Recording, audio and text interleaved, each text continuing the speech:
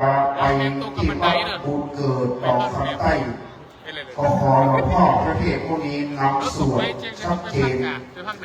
มาวันนี้มาวัดพระพุทธบาทตักผ้าหลวงพ่อพระเทพผู้นี้ก็นำสวดพระพุทธมนต์ขัดบทธรรมนิยาม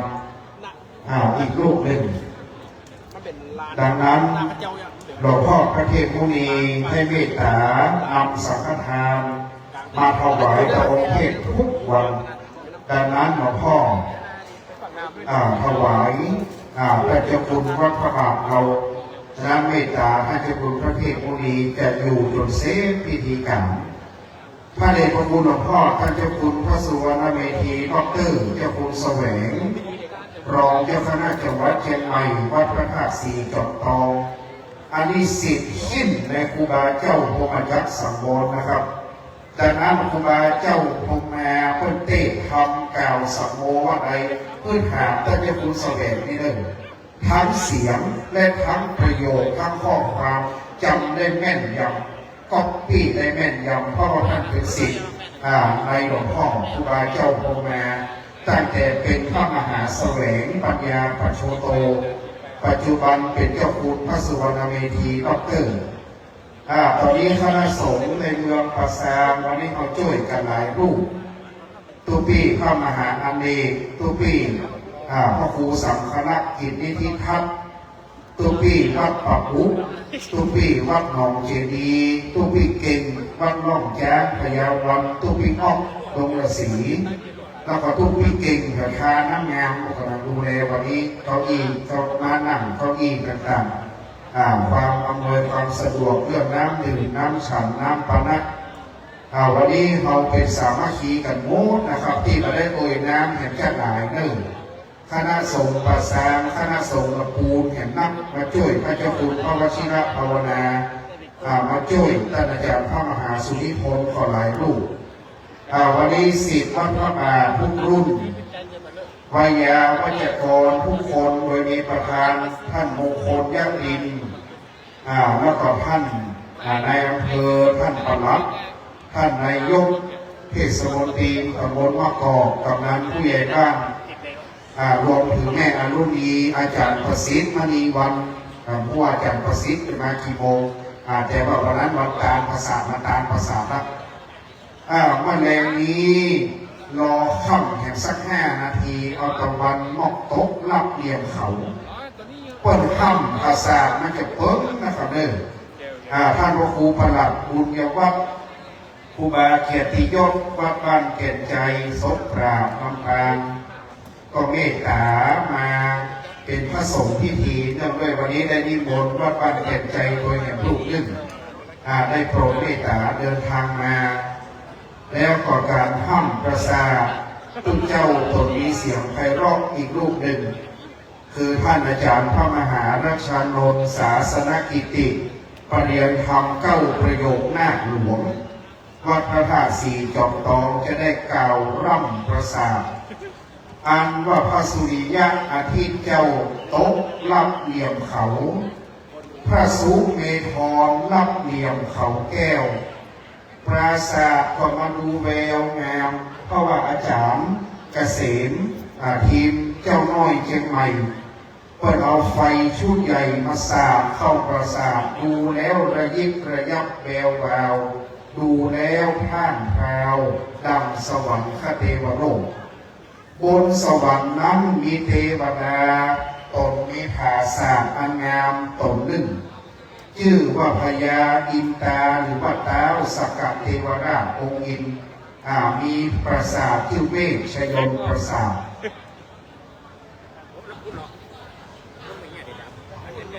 เวชยนปราสาทหรือเวชยนปราสาทงามที่ลาบประดับประดาด้วยแก้ว7 ประการเวชปราสาทนั้นตั้งซึ่งป่าไม้หิมพานต์ตอนนี้อาจารย์พระมหาโกสินทร์ท่านอาจารย์พระครูศรีกิตยาธิคุณเจ้าคณะอำเภอป่าซางธรรมยุทธเมตตาอาจารย์พระครูสุนทรอัภสิทธิ์เจ้าคณะอำเภอระสเกตธรรมยุทธเมตตาเจ้าสดาววิทยวัฒน์วันนี้ลุยแล้วกันเริ่มตู้พิมพ์ดงฤาษีเจ้าสดาววิทยวัฒน์ พระครูปรัชชัยนันทินวันนี้เราจะกลับมือลุยกับถึงสดาโยกยศกรโพเหนือทีมงานวันนี้คณะนาฏตันเขาแห่กันถึง2 หน่อแล้วจะเป็นลูกหน่อลุยด้วยกันหน่อวันนี้ทีมงานผู้ทีมช่างภาพผู้คณะคุณจิรการสุพรรณรัตน์วันนี้แม่ประธานมาละตบาว่าพะเยาไปเป็นอย่างส่งภูสวัสดิ์ไปหมดถึงนะภูสวัสดิ์แถวบ้านที่2ก็เดียวคณะสงฆ์เมือง12 ปันนาหากว่าครูบาอาจารย์มาถึงนั่นนะครับคณะสงฆ์วัดป่าเจมหาราชฐานหลวงกลับมาเนี่ยขอนิมนต์เข้านามเทียบอาสังฆนะครับที่ก็ได้ประกอบพิธีการในส่วนของการผงสรีระสังขารของพระเจ้าคุณกระดาษสภาเอาที่ลูกเมือง12 ปันนาเมืองหนึ่งอันอยู่ในมณฑลยูนานประเทศจีนถ้าหากว่ามาถึงแล้วขอนิมนต์ในศาลาในโดมเลยนะครับที่เขาจะได้ประกอบพิธีการพร้อมกันต่อไปนะครับคณะสงฆ์มาให้พร้อมทีมทรงสการวันนี้ครบอบอุ่นใจแม่ประธานอาจารย์พานุพงษ์และคณะติดนี้องค์ครูบาวัดพระพุทธบาทตักผ้าไอ้ภูสวัสดิ์ก็คือลูกพะเยามาถึงที่2วันนี้เราจะไปโบกโคกเพราะวันนี้ช่างภาพโคกแล้วโบกโคกมันมีใครไปตะพูนช่วยตะพูนแบ่งกันไปอาทิตย์นี้สิ้นสุดเดือนมกราต่อไปในเดือนของกุมภาวันที่8มายกเลิกก่อนนะครับของวัดศรีมงคลพระตรงเลือกตั้ง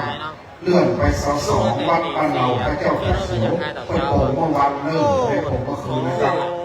แล้วก็มีวัดเจ็ดดินเขาไปโป่งที่ดอยสัมพันยูที่วัดหนึ่งนั้นก็เตรียมพร้อมพระครูรัตนวันสาธรครูบาเจ้าไกรล่ารัตนวันโนพุทธสถานอุโบสถดอนทองก็เมตตามานับเจ้าคณะอำเภอรองเจ้าคณะอำเภอครูบาอาจารย์พระครูวิจิตรสุตาพรรองเจ้าคณะอำเภอสัมปตองวัดมะขุนหวานพระครูโสพลปริยัติกิจนี่นายบอยนะครับเสียบอยนะครับอันนี้เสียเปรมครับนี่เสียเปรมเอากล้องน้อยมาเล่นนะครับเล่นกล้องน้อยครับเงินเหลือครับเงินเหลือใช้ซื้อกล้องน้อยมาเล่นนะครับจัดไว้สำหรับพระผู้ใหญ่ให้พร้อมนะครับกล้องน้อยมาถ่ายเล่นโยมพุทธบริษัทเราแค่ฟ้อนทุกพิเก่งเขาที่เตรียมมาทีมงานรอบช้างทีมงานอาจารย์กระป๋องเตรียมพร้อมเลยทุกอย่างตอนนี้ถ้าหากคนล่ำประสาทเขาจะเงียบยอดรายจะขึ้นนะให้เงียบสงบเงียบสงบจะดับใบไม้ที่ประเปล่งไหวคือมันเป็นบรรยากาศอันงดนี่นะครับเป็นถ้ำประสาทจะกล่าวถึงปราสาทงามพิราบบวรที่ออกในธรรมเนื้อมหาเจ้าเปกสันดรชาดกมาพีกันพ้วนเก้าอันว่าเมื่อพระเวสสันตรราชาได้หยาดน้ำให้ทานปุถรทานตามเจ้ากันหาชาลีแก่ผู้พามชูชกยามนั้นก็มาถึงกันพ้นเก้ามาทีหรือว่าพระนางมัตสีซอกหาลูกเต้าถึงแก่วิสัญญีเต้าล้มไปดังนั้นพระเวสสันดรว่ากันพระนางมาทีถึงแก่ความตายสิ้นพระชนไปจะแปลงภาษางามที่น่าบวรงามอย่างไรคือฟังท่านพระมหาราชานนท์บอกไฟมีบอกไฟอย่างห้องที่เขาจะแปลงปุ้งใส่ปราสาทหลังพระนางมาทีนี่งามอย่างไรคือฟังท่านมหาราชานนท์เพราะเสียงอันมีความไพเราะคือวัดหลวงจบทองสาธุชนได้เวลาขอคือตั้งกายให้ตรงดำรงสติให้มั่นอยู่ในอาการอันสำรวมโดยพร้อมกันน้อมจิตให้ใสน้อมใจให้เป็นสมาธิระลึกนึกถึงบารมีธรรมเช่นแต่หลวงพ่อพระสุพรหมยานเถระวิปัสสนาธุระ ครูบาเจ้าพรหมาพระมาจักโขปัทมะเจ้าอาวาสทุติยะรูปพ่อสองพ่อครูเวรุวันพิทักษ์ครูบาพระมหาเขื่อนคำก็ได้นอนประสาทงามบวรมาถึงเจ้าอาวาสรูปที่สามพระเดชพระคุณท่านเจ้าคุณพระพุทธบาทพิทักษ์เป็นเจ้าอาวาสรูปที่สามก็ได้นอนนกหัดและได้นอนบนผาศาสตร์จตุรมุขพิมานอันโอฬารพ่อท่านเจ้าคุณพระวชิระภาวนาวิปัสสนาธุระเจ้าอาวาสรูปปัจจุบันเป็นศิษย์และมีอาจารย์ประสิทธิ์มณีวันและคณะสงฆ์ประสานทุกวัดเป็นเจ้าภาพตั้งปราสาทไว้แล้วศรัทธาสงบนิ่งตั้งจิตน้อมใจอธิษฐานขอบุญกุศลถึงดวงวิญญาณท่านเจ้าคุณพระพุทธบาทพิทักษ์กล่าวถึงปราสาทณการละบัดนี้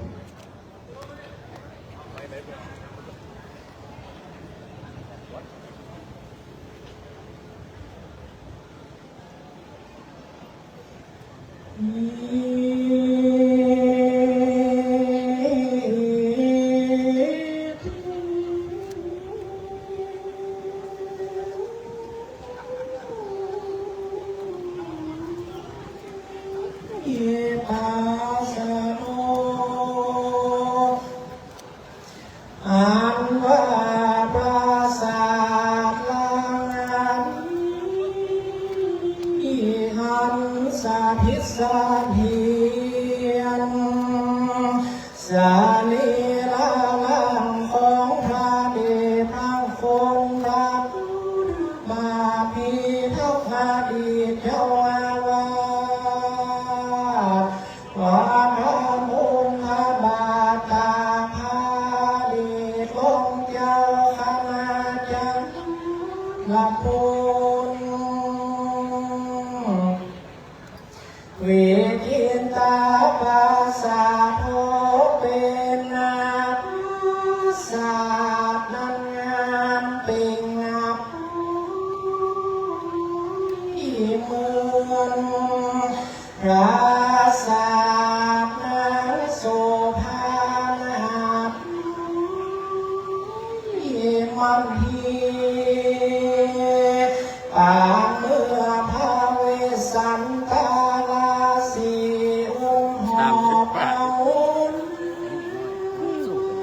ดูแลมาพีสาลีสง่าปรองดังว่าสองนาได้สังเวยลาดเมืองฟางและเมืองนางมาตายจากชีวิตภาสันทุกีจากเบื้องสร้างวิมานศาสตร์งามสหาบาวรแต่ไม่เหลือนอนเพ่นแต่ต้องเต้นป่าทาวีมองโลจีสาหล่อใสตรงสอบข้างขวางเจือเป็นวางและเลื่อนมองให้มัน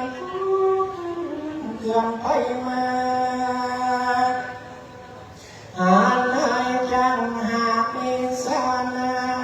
เต็มตรงที่แห่งกำกลางทิ้งจารังตั้งเหตุการณ์มีสุพรรณเศร้าของย้ำน้อยที่พุ่งกันที่ตีทนบิงสาป่าคันไฟใจวางใส่มุงนี้ตามยอมปีนกับยาแต่งหูหน้าหอกทุ่งไปมีตั้งขันง่ายและใจขวบลูกนางอวบลังจอมหัวโยงหลังโกมาอกนางอวบจงใจขันความง่ายเลี้ยวถอดเลี้ยวลูหลอกเพื่องานมันดำเด่นดำได้และมีกันกาบเหลืองมีวันขาปันไปขันเหลวนี้กูปีจักมือใจ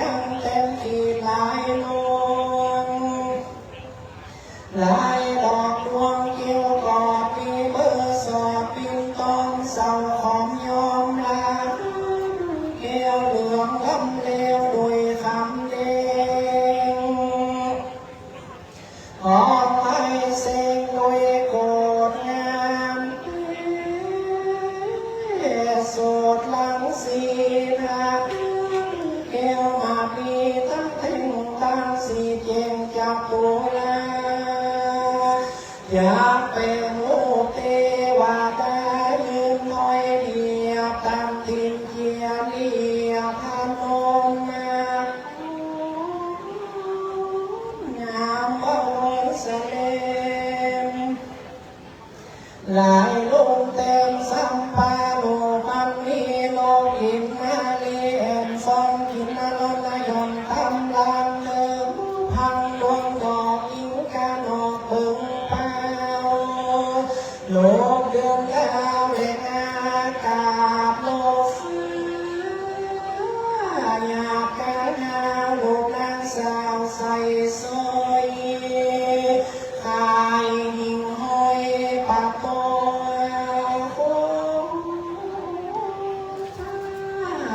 วังวงอยากนัดแฟนไข่ซอยไว้ใบตุงใจ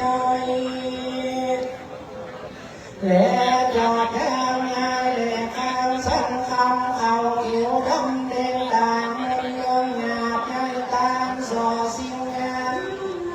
ลุงนักข้างบนบาดเตียวกินบอกโม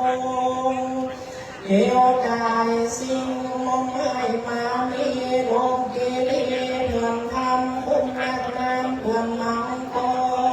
รโลมาอาซาลงตัวหาบลูกจันเกลาโก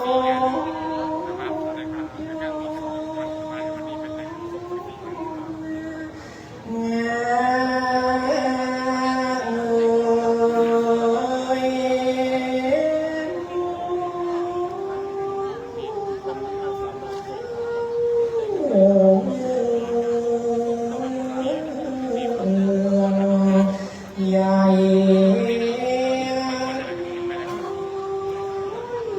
เบื้องป่าไปมีตั้งหัวมัวควายแล้วสุภาพมีทางลงลงจากข้างป่าและหงสาโลหิงกาติวตินขายลงจากกายนวลเสือคงเสือขาตัวคงหยาบลงเสือคงหยาบยังไงรูปตัวกายและกาติกาตายน้องเขียนไม่รักษาดียิงขาลิงแม่ขาลาวีแทกเต้าปีเซลจี ว่าหน้าจอมันอยู่มาสีฟ้าๆด้วยโทรศัพท์ มีลูกโอ้ยเล่เลยเล่าแม่เผื่อแฟนปากีทิ้งจ้าเดียวบางบินเบอร์สามบินคนจนคนสนเกี่ยวกอดบินดันสอบนกไตมามีทั้งลมลมตามตาป่าข้างลำฝ่าฟงฟองโลกายองเล็บโลกาลาบเล่ครา มาส่งของขวัญส่งดอกกุหลาบเป็นกำลังใจ โอ้ ให้ โห พี่เตอร์ เขา นะครับ ทำ ไป สีโตแต่เขาทำมุมมีเป็นชมเป็นโมจัด เป็นการ ที่ยงยากร ในงานการร้านค้า มีทั้งโลกินนาลีนาลอนนายฟ้อนงายเยี่ยมย้อนหาทำลายราดมีตาโลกนักนากีโลกอันสามีจังมาลายหลับนาเสือสิงโลกคงยิงสมใจจูบเอ็นล้มใจโลกเมฆาลา ทำประสานไปก่อนนะ ดาเขียวบางลาสมตัวลูกดอกบัวลานหาดอกปัญญาเกโต ถ้าใครชอบใจเพิ่งใจส่งของขวัญ ดอกพิลาบนนามาตุ้งดอกเกนุ่งเก็มกันเกลือวัดวันสนาพระสาเกเวลโยกองโล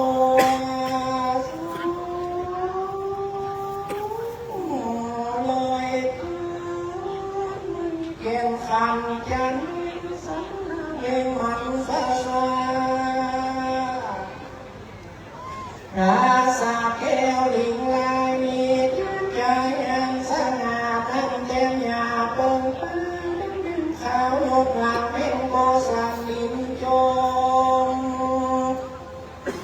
ลาโองาลีลงเสสิ่งขยิงเกลยิ่งตรงไปหมอความเปจะใส่มาน้ำไหลตัว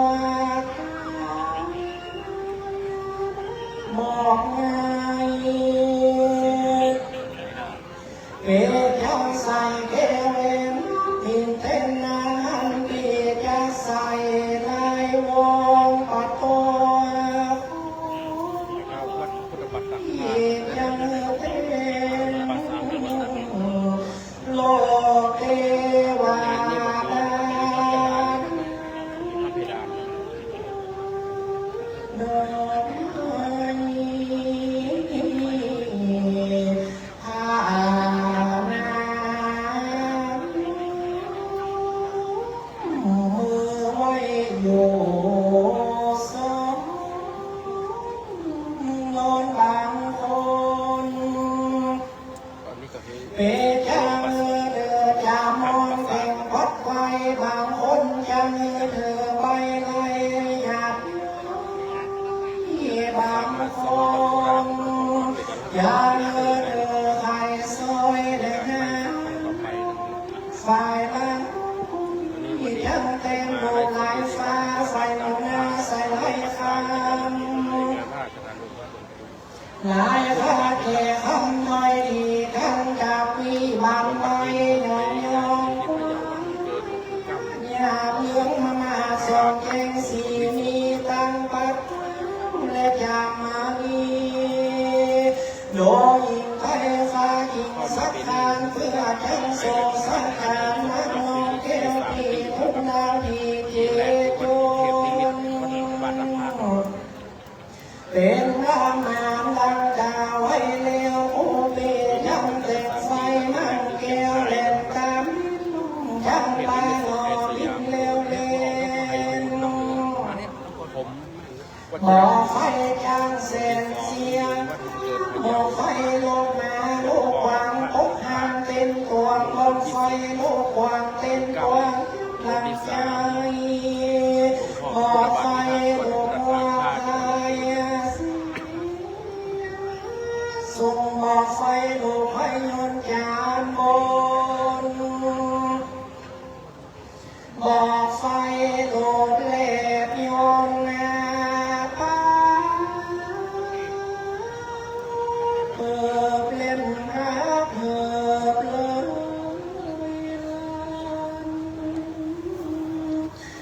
เล่นออกมา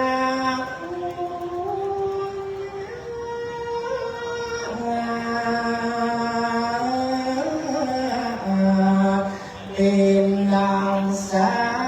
ย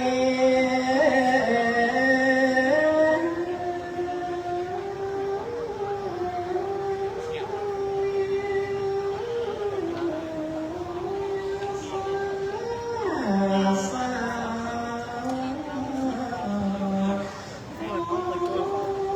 มีฝนทองโน้นเมื่อทองอากาศพุ่งไปบนบ่อไฟโลคนก็ว่าจะเป็นบ่อไฟโลมานี่เห็นไทยเสียงสัตว์สำเนียงเสียงเกิดกอง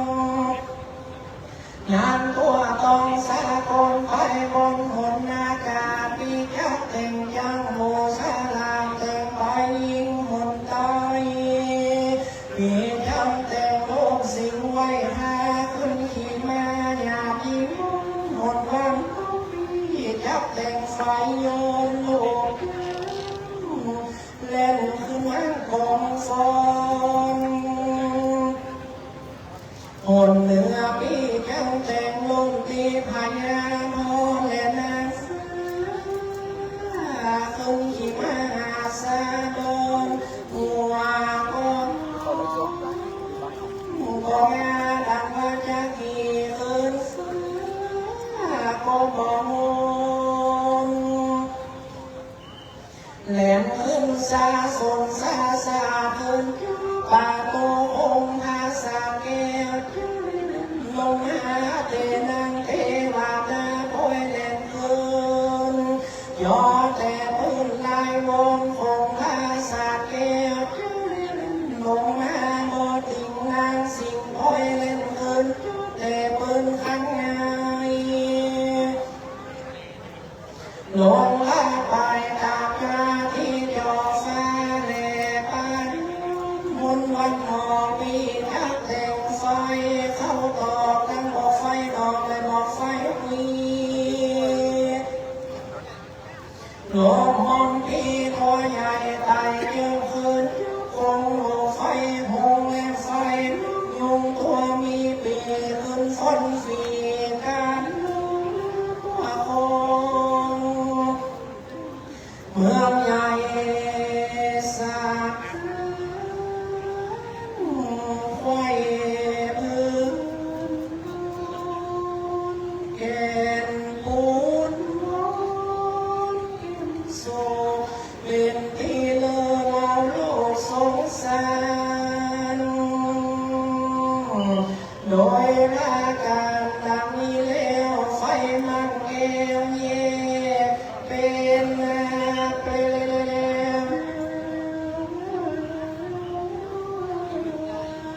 โอ้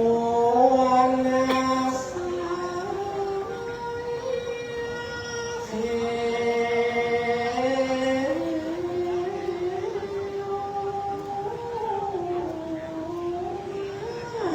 ไฟมวด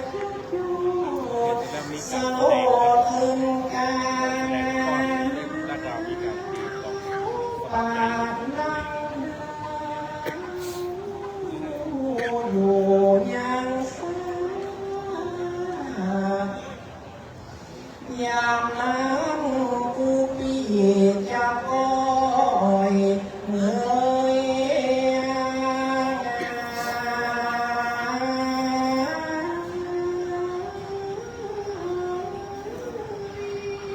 เหี่ยวหน้าพอเล่าเล่นโยกคงลงมาพาพังเป็นผู้หลังไล่ตามเป็นไฟงามยมดอกบันลังเข้าตอกเด่นไทยไฟสง่ายดอกมีดอกซอยเดียจงสะโพกลนลงแต่ไฟเกลเย่เป็นเปลว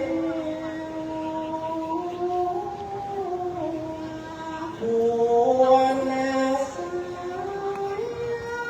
เข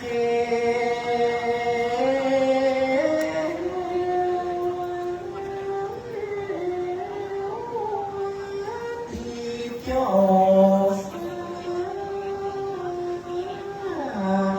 มันปากหน้าดังจากบนลม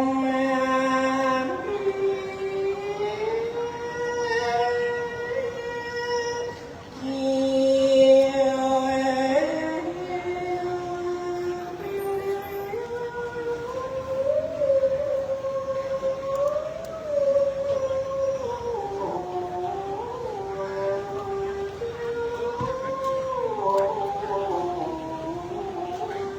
ปันคราวปานดาวจักมายกเอาหอกษัตริย์เจ้าภาษานาโอ้แม่เมื่อบนกระทำการสันนี้แล้วยิ่งจะเป็นวาลานสงสารการผ่านงานมาแต่ก่อนแล้วนะบาดเดียวเดียวโอสนาบนตานั้นเสี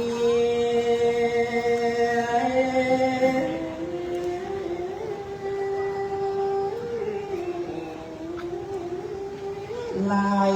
อาโคเปนีที่เราได้เพกันไปหาพระเดชพระคุณพระพุทธบาทีทักเตือนมาเกโสปันอย่าได้บุกเบาบางก็มันน้ำบ่อแก้วออกยืนใส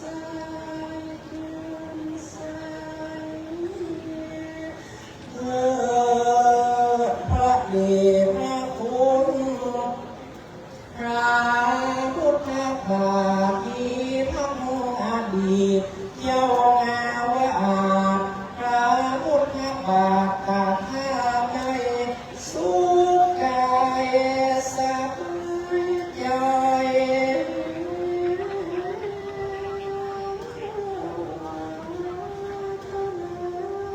หลวงพ่อเจ้าอย่าได้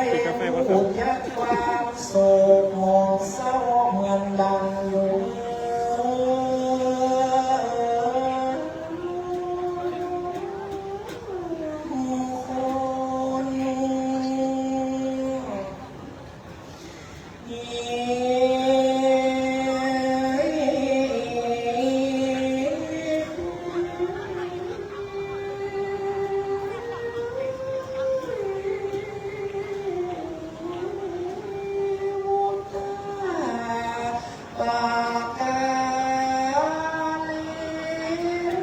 ก็มีน้อยอากา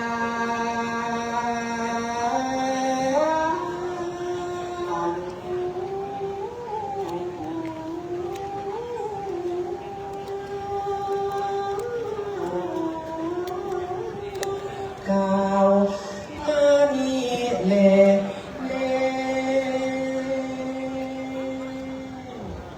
วันนี้ท่านพระมหาราชานนท์ศาสนกิติประเรียนธรรมเข้าประโยคหน้าหลวงวัดพระธาตุสีจอมทองวรวิหารพันนาถามโบราณได้กล่าวถึงปราสาทงามพิราบโบวรอานงามนอนวิจิตราปราสาททรงล้านนาบะเก่าตามแบบเป้าสืบเดิมมาบอกไฟนาตกแต่งตามปิมเป้งแต่โบราณ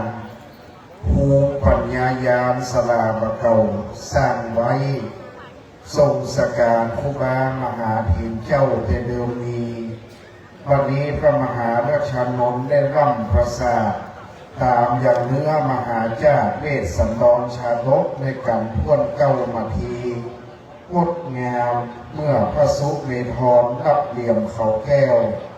ได้ร่ำประสาทแล้วต่อไปนี้ถวายจตุปัจจัยทยธรรมผ้าไตรและย่ามที่ระลึก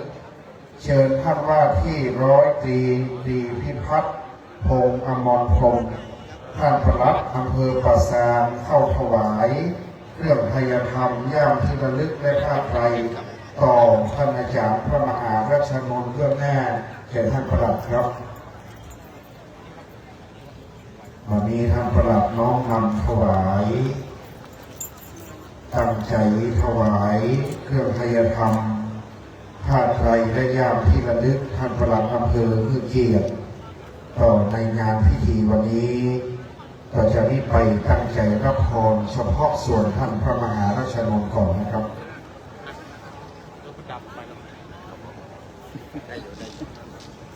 จิตตังปฏิตังตุมหังจิปเวก็สวิจตุสัพเพปุเรตุสังขปาจันโทปนะละโสยะถามิโสติละโสยะถาสปิติโยวิวัชชันตุสัพพโลกโควินาสตุมาเตภวัตวันตะลังโมสุขีทิคายุโกภวะพิวาทนาสีสนิจังบุทาปัจจายโนยัตตาโลธรรมาวะทันติอายุวันโนสุขังภะลังสาธุกราบในเมตตา จารย์พระมหาราชานนท์ศาสนากิติเปลี่ยนคำเข้าประโยคหน้าหลวงวัดพระธาตุสีจอมทองขยมโชเฟอร์รับพยธรรมไปเก็บเดียวนิมนต์ท่านอาจารย์พระมหามานั่งใกล้ๆกันเป็นท่านครูบาวัดแก่นใจครูบาวัดเมืองรวมหนึ่งนะเข้ามานั่งตรงนี้เอาไม้มาด้วยนะครับต่อจากนี้ไปจะเป็นการแสดงเป็นมหรสพในงานปล่อยล้อชุดที่หนึ่งนั้นจะเป็นการฟ้อนการแสดงด้วยมวลดอกไม้มายุเลขมายุลานกยุงคำการแสดงน้อมนำถวายเป็นอาจาริยบูชามวลดอกไม้เข้าต่อภูผามาลาต่างๆที่จะได้ฟ้อนถวายสักการะเพื่อหน้าทรงสการก็คือทรงสการะเมืองเหนือล้านนาเราคนก็ปล่อยล้อล่าภาษานกฮัดปล่อยล้อครูบาสังฆะมีมหรสพต่างๆอันว่าเป็นปล่อยล้อเป็นงานใหญ่ออกบอกตามธรรมเนียมปัจนี้เจ้าฟ้อนทั้งหลายพร้อมแล้วการแสดงชุดที่หนึ่งบุพามาลาดอกไม้ส่งสการพรบมือคือการแสดงชุดหนึ่งครับ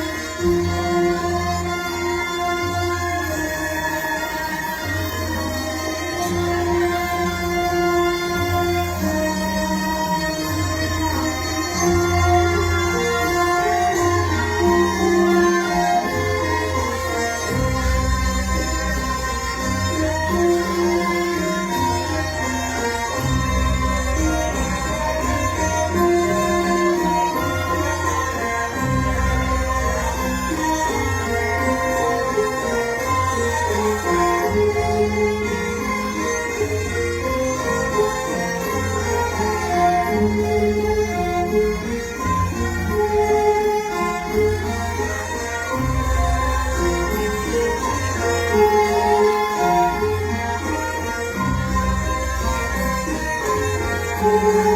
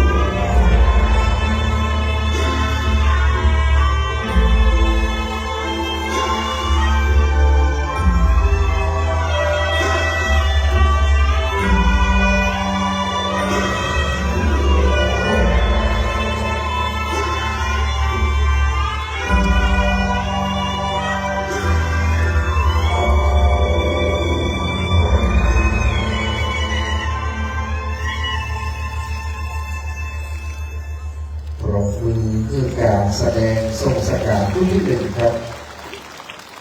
ตอนนี้ลูกหลานนักเรียนเยาวชนกรมป่าซางได้มาฟ้อนทรงสการเป็นมหรสพในงานปล่อยล้อในชุดที่หนึ่งแล้วนะครับ ขอบคุณนักแสดงทีมเยาวชนลูกหลานคนยอมป่าซางผู้คนรุ่นเริ่มต่อไปการแสดงอีกหนึ่งชุด การแสดงชุดนี้เพื่อดำริของหลวงพ่อแต่เจ้าคุณพระพุทธบาทพิทักษ์ครั้งเมื่อยังดำรงธาตุขันธ์อยู่หลวงพ่อบอกว่าอยากจะตั้งทีมกลองสะบัดใจไว้ทีมหนึ่งใหญ่ๆแต่แล้วก็มาตรงกับที่โรคโควิด-19 ระบาดพอดีตอนนั้นหลวงพ่อได้เขียนโครงการมอบแก่พระครูประหลัดตีนภพวัดร่องแจ้งพญาวันไว้ว่าอยากจะส่งเสริมเยาวชนตั้งวงกลองสะบัดใจเป็นชุดใหญ่ๆมี8 แก่น 9 แก่นนี่คืออลังการของภาษาเยาวชนหลวงพ่อก็ตั้งใจว่าจะตั้งวงกลองวัดพระบาทขึ้นปักตักใส่โควิดพอดีแล้วก็หลวงพ่อก็มาละสังขารไปในก่อนประตันได้หันสกรรมวันนี้เพื่อสืบเจตนารมณ์และดำริของหลวงพ่อว่าบัดนี้ขอดวงวิญญาณหลวงพ่อท่านเจ้าคุณพระพุทธบาทพิทักษ์บัดนี้ลูกศิษย์ลูกหาทุกคนท่านเจ้าคุณพระวชิระภาวนาทุกพี่มหาสุริพลเขาได้เอากล่องสะบัดใจทุกพี่เก่งร่องแจ้งพยาวันมาลูกหลานเยาวชนมาเฮส่งสการหลวงพ่อเจ้าเนื้อหากดวงวิญญาณหลวงพ่อรับทราบโดยญาณวิถีก็คงจะปลื้มปิติในสัมปรายภพพรบมือกองหลวงกองปูแจกองใจสะบัดใจพร้อมกันขึ้นณบัดนี้ครับ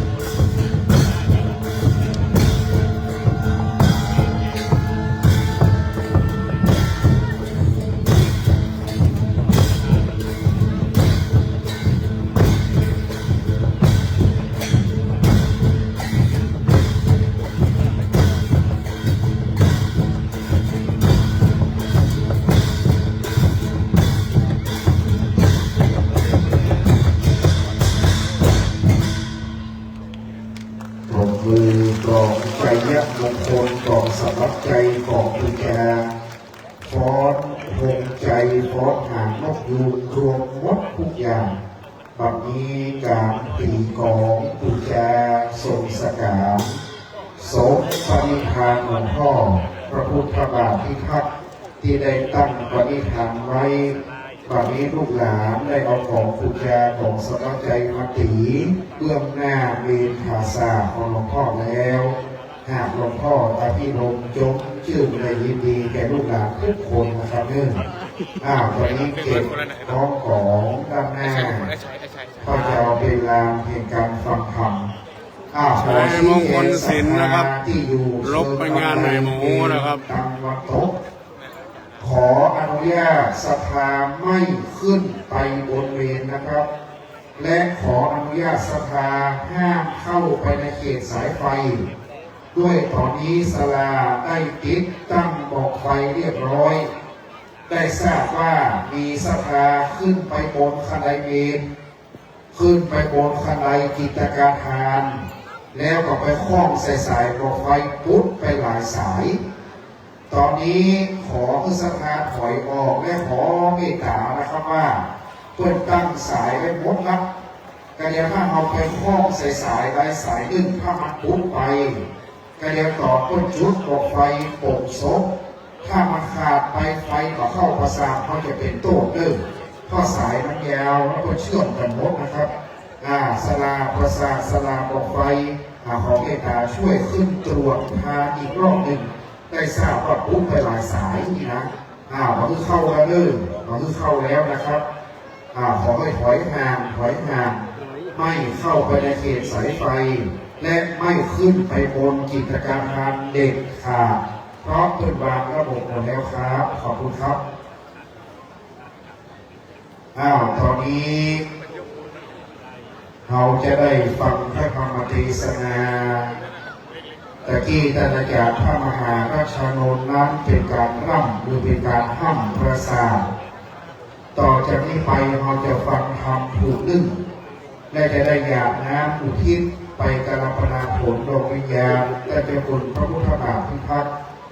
ต่อจากนี้จะเป็นการจุดเทียนส่องธรรมบูชาซึ่งพระธรรมด้านหน้าธรรมหน้าขอเรียนเชิญท่านประหลัดวัชพลบารมีท่านประหลัดอาวุโสอำเภอป่าซางได้เพื่อเกียรติจุดเทียนส่องธรรมบูชาซึ่งพระธรรมด้านหน้าธรรมหน้าวันนี้ท่านอำเภอก็มาท่านประหลัดอาวุโสท่านประหลัดอำเภอฝ่ายปกครองมากันหลายท่านและวันนี้ตอนจุดเทียนส่องธรรมท่านประหลัดวัชพลบารมีจะจุดเทียนก่อนนะครับสาธุชนประนมมือครับวันนี้ท่านประหลัดจุดเทียนส่องธรรมก้าวขอนิมนต์หลวงพ่อท่านเจ้าคุณพระเทพรัตนนายกเจ้าคณะจังหวัดลำพูนได้โปรดเมตตานั่งเทียบธรรมะในการที่จะได้แสดงพระธรรมเทศนาธรรมแห่งพระพุทธเจ้าอาทิกัลยาณังมีความไพเราะในเบื้องต้นมัชเชกัลยาณังมีความไพเราะในท่ามกลางปริโยสานกัลยาณังมีความไพเราะในที่สุดไหวพระสัพพันธ์แห่งองค์สมเด็จพระสัมมาสัมพุทธเจ้าสวากาโตพระพุทธเจ้านั้นเทศนาตั้งไว้ดีนักวันนี้หลวงพ่อพระเทพรัตนนายกผู้เป็นเจ้าคณะผู้ปกครองสงฆ์พระราชาคณะตนเมตตาแห่งเมืองลำพูนล้านนาเราหลวงพ่อก็เป็นพระมหาเถระนักเทศได้เมตตาแสดงธรรมในค่ำคืนวันนี้ก่อนที่จะโผล่ผาสาท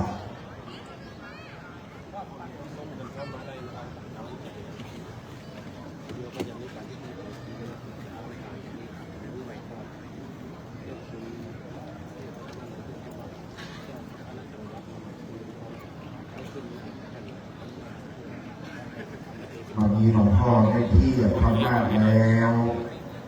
ไหว้พระและเอาฟังธรรมพร้อมกันต่อไปอะระหัง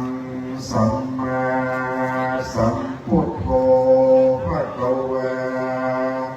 พุทธังภะคะวันตังอภิวาเทมิ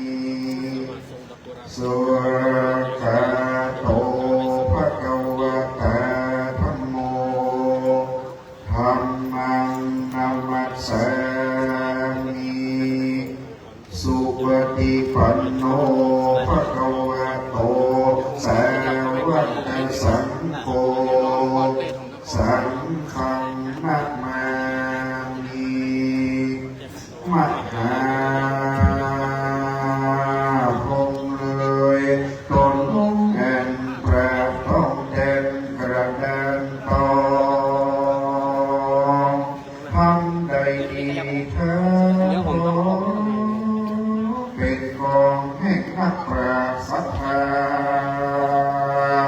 ผู้ข้าตั้งหลายก็ขอยออภิวาทวังตา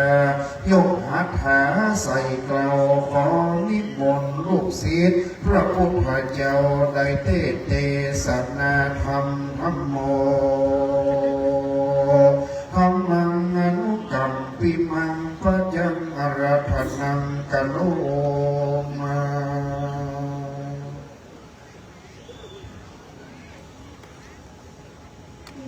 นะโมตัสสะภะคะวะโตอะระหะโตสัมมาสัมพุทธัสสะเอวัมเมสุตังเอกังสัมมายังภะคะวะราชกะเหวิหารติเวรุวันเนกรันตินิวาเปตวาสิสาทโวดุราสัพพุริสาตังวายมุนหมู่อันพร้อมหน้าอยู่นาฟังยังธรรมเทศนาดวงพระเสด็จอันพระมหากัสสปะตนเลิศได้สดับรับฟังมาได้เทศนาแก่อรหันตร้อยตนที่ในหนเวรุวนารามที่นั้นอรหันตาก็ถามมหาเถรเจ้าถึงเขาเงาอันทรงสักการตันตาอันคนตายจากม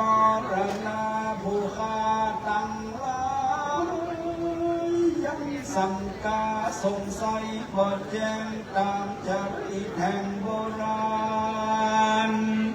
ผู้ฆ่าขอนมัสการข้าไว้ขอพระจุงได้เทศนาแด่เกิดดินนั้นมหากัสสปะเถรเจ้าก็ยกเอาเรื่องแต่เขามาเทศนาว่าในอดีตลวงแล้วยังมีพระตนแก้วมหาเถรได้ปั้มเป็นเปลี่ยนธรรมอยู่ในปัจจตรงค์ศีลดวงพระบ่ได้ขาดบ่ได้พระมาทปัญญามแต่มาดียังมีสองผัวเมียชื่อว่าจิตตเศรษฐีเขาของมีบ่ไรอยู่นอกเวียงใจสาวัตถีมีบุตรีงามจืนจ้อยจืนนางยอดซอยเขมันสองแม่รุมรารักขอดบลัดตอดยามบันคนผู้ใดหันนางนอนาต่างก็กล่าวเล่าขียาว่านางนี่นายังมางานสายพอมีภัยมาเพียดเตรียมใดยังตัวนางแต่และนาการานั้นไปภายนากรรมตัวกราอันนางสร้างไว้มาเลยไล่ราวีนางกุมารีผู้งามจืนจอยก็ได้กาดโอยบำบายสองบุญพายอันเป็นพ่อและแม่ก็มีใจโศกเศร้านักแก่มองผ่านก็ไปนับมัสการบอกเล่ายังมหาเถรเจ้าอันอยู่ในปัจจตินั้นพระตนบุญตราศีลสรีบอกมือสอง เสถีนั่นเล่าไปนมัสการบอกพญาเจ้าตนชื่อปเสนทิโกสรราชกันว่าพญาตนยกอาจได้รู้ว่านางกินผู้เทมาได้ถึงกาลมรณามวยมาพระเจ้าก็ปาเสนาอมาตย์นนหมู่เสด็จสู่ยังสุสานปัจจาติพระตนบุญกลางอาเทนยังจอดกันว่าพญาไปรอดก็นั่งอยู่ที่ควนแห่งตนนั่นแหละเดนาพญาปเสนทิโกสรราชก็ยกมือไหวแล้วก็โอกาสจะถามว่าบันเตข้าแด่พระศีลงามยอดซอยยักคือข้าผู้น้อยตั้งหลายกับตำสันใดนั้นจามจักคือสาบศพนั้นนาเป็นปริศนาดินนั้นมาเทนเจ้าก็กล่าวว่าดุรามหาราชตั้งจงเฮโอกาสคนตั้งว่าต้มน้ำมือเดือดแล้วคงลงไว้เย็นเพื่อจะเอามาอาบยังซากศพแห่งเทมาผู้มรณะตายแล้วคนตั้งหลายสุขสอดยังแหวนไปก่อนนาศพซากแล้วมือดูยังเกี่ยวแหวนอันนั้นไปใจอย่าได้เลี้ยวหลังเติกันว่าไปรอดยังป่าจ้าแล้วเมื่อปากันประทับจิน3 รอบก็มือถอดยังแหวนนั้นไว้ยังวางเสาจังก่อนตั้งมุกนั้นตุดุรามหาราชเจ้าที่สองปั้นข้างศพนั้นเล่าตั้งไว้ยังสลุงน้ำจริงและสลุงน้ำหมักเป้าแล้วหูทัญญาบอกกล่าวคนตั้งหลายได้พันทายเอาศพซากนางเขมาอันหาพนักพนาด้วยแก้วแหวนเงินคำไปวางตำไว้ตีควนแล้วตรงแก้วได้พบเป่ามือไข่กำมือเต้าห่อคำดุมดาวและคนตั้งหลายเขาจุ่มนมกันแล้วมือเล่นดูยังซากศพแห่งนางเขมามือระนึกตึกตึงถึงมาอันนี้จังก็มันบอดเตียนรู้ความเงียงไปมาทุกขาก็ย่อมเป็นทุกข์แต่คือทุกข์เมื่อเกิดแก่และเจ็บตายอนัตตานั้นบ่ใจของเราบ่อาจจะบังคับเอามันไว้ใดอันนี้ก็เป็นธรรมสอนโลกไทยยิ่งใจ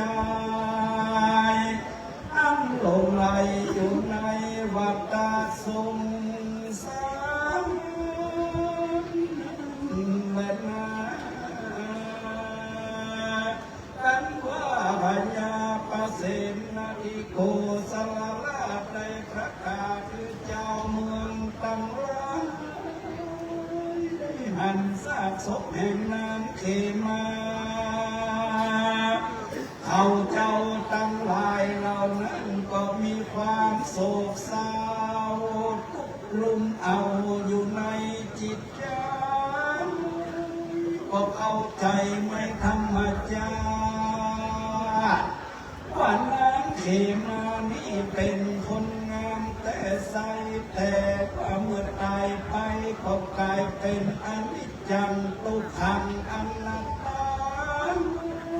หากความมันเที่ยงบ่ได้มีแต่ความอะไรผ่าพบแก่หมู่เจ้าเมืองตั้งหลายตั้งก็ร้องรำให้เววอนในเมื่อพญาปเสนทิโกสรราชได้ยืนกำขาดแล้วดังอันก็แสดงหันว่าแก้วแหวนแสน จะไปตัวเขมาสาวเจ้าบ่ได้เต้าละไว้ตุ่มโตดเป็นธรรมหมอบอยู่บนโลกลานแต่ดีเลยพระมหาเถรเจ้าก็ได้รบเร้าได้กล่าวเทศนาว่ากันว่าได้กินได้ทานกระทำบุญก่อสร้างบุญกรรมเก่านั้นมาตกแต่งให้เป็นผู้รู้และคนดีเมื่อเกิดหูแล้วก็จะได้ถอยหนีชีวิตของเรามันเป็นของหมิ่นซ้ำการกระทำบุญนั้นควรเอาใจใส่และระวังไปควรรักษาศีลให้ใสสะอาดบ่มีควรประมาทอาสา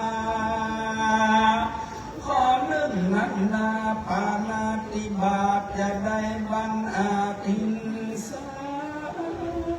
มีเมตตาคุณนาสักตัวต่ำต้อยสักตัวใหญ่น้อย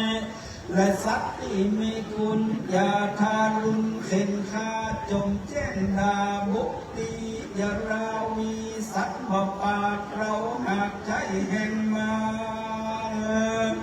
อย่าโมหันเดือดดาถือมีพระฟันแตงเราได้ใจแห่งจักลาดอยากมือกันอยากอาหารได้ใจการอาญานักเบาหากโทษทำอย่าสร้างเวรกรรมไปนาเวรจักดูท่าเมื่อตัวตายเวรบ่สูญหายจักด้วยดอกทรายเพราะใจสวงร้ายเมื่อเป็นคนและนาข้อสองอจินนาตานาอย่าเป็นโจราใจห่างรักไร้หันแต่ได้ง่ายสบายใจของไทยเขาก็รักอย่ามักโลกลู่เอาตัวบอกว่างัวควายเป็ดไก่หากโลดใส่ตัวเองคิดคมเหงลวงหลอกคิดอยากยอกออกอุบายของกวนขายกวนซื้อรักย่อมยืนโลกอำเมาของนักเมามีการู้จริงกว่าจริงกรรมเจ้าของหันนับใดขอบมีไว้เพื่อคำคนใดทารุณกันอยากสั่งตุกยากกระทำการ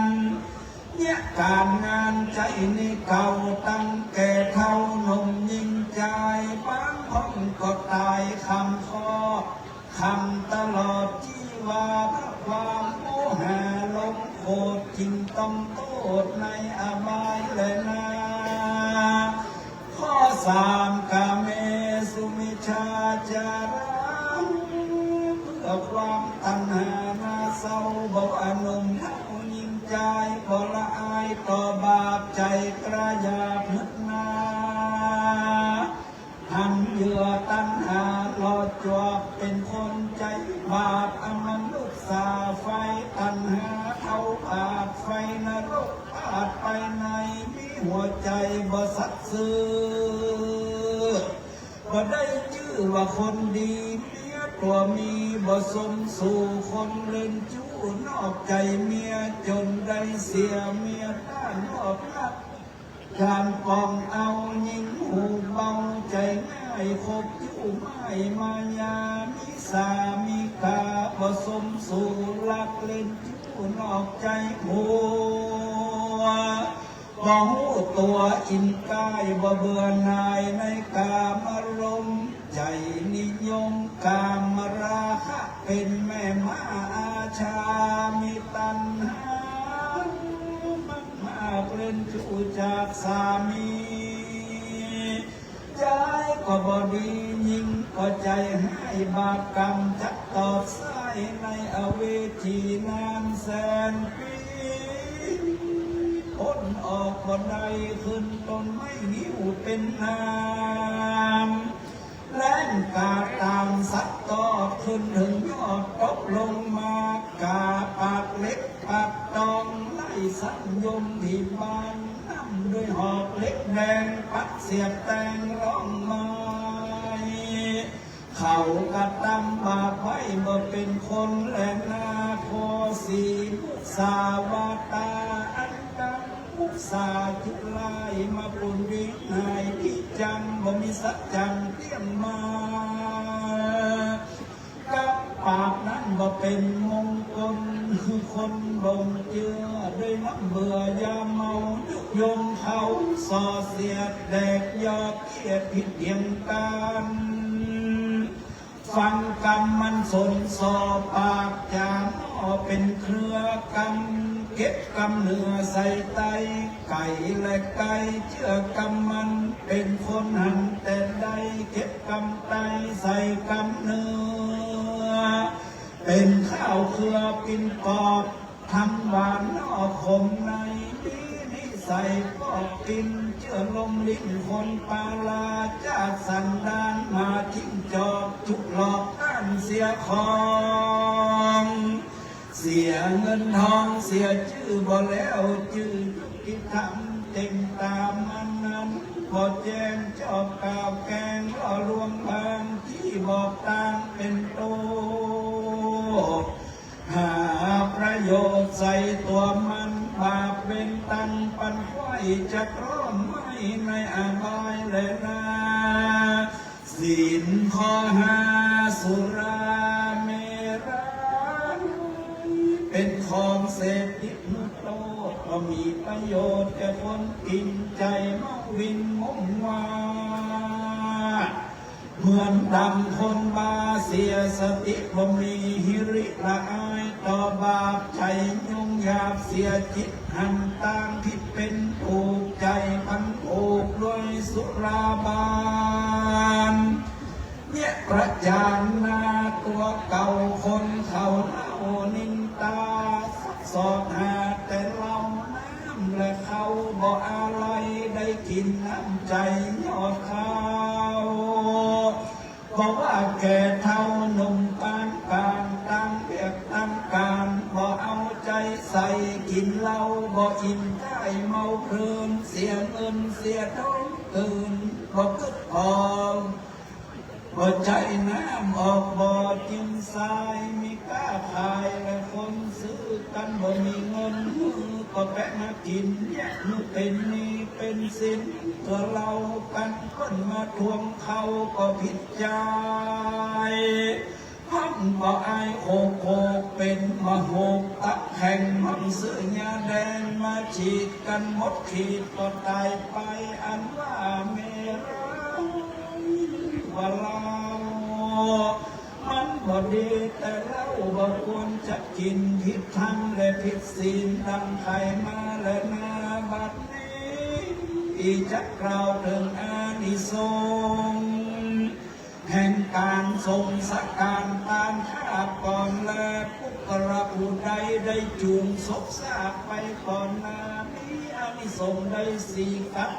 ผู้ตามลำได้สองกับผู้ใดได้เผาซากศพมีอานิสงส์ได้16กับผู้ใดได้อาบน้ำศพมีอานิสงส์ได้8กับผู้ใดหือวัตถุสิ่งของเป็นตามกับซากศพมีอานิสงส์ได้8กับอันว่ากับหนึ่งนั้นมีสั่งได้จา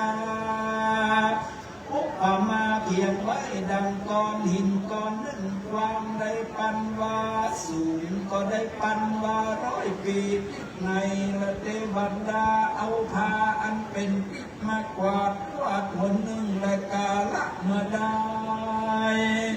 หินนั้นก้อยคอมเปียงแผ่นดินไปเล่นเกียงเป็นดังนาของใจดังอันนั้นจริงจะได้ชื่อว่าเป็นกับและนาตัสสะเหตุดังอันอุปรายิ่งใจฝูงใดได้ฟังแล้วยังธรรมเทศนาดวงพระเสริฐนี้แล้วได้ปฏิบัติตามไปใจบ่ขาดบ่พักมาดลาสาก็จะมีอานิสงส์อานับเจริญนาประการหนึ่งปุกระยิ่งใจฝูงใดได้ปูจาเอาธรรม ภูมินี้มาตามแล้วอุทิศส่วนกุศลไปหาพ่อและแม่และญาติกาวงศาพี่น้องอันตายไปสู่ปรโลกไปนาก็จะมีพลานิสงฆ์อานักมยาเจริญนาเตสนาปริโยสาเมื่อแล้วธรรมเทศนาส่วนบริษัทตั้งสี่ลังก็ได้ถึงโสตาสกิตาคาอนาคาอรหันตตามบุญสมปานอันใดคาถาที่การหอมยักมาแต่ก่อนก็มีวันนั้นและนาทิตาขีญาณกล่าวยังอานิสงส์ทรงสักการตามข้าปกบังกุมสมเด็จเสด็จ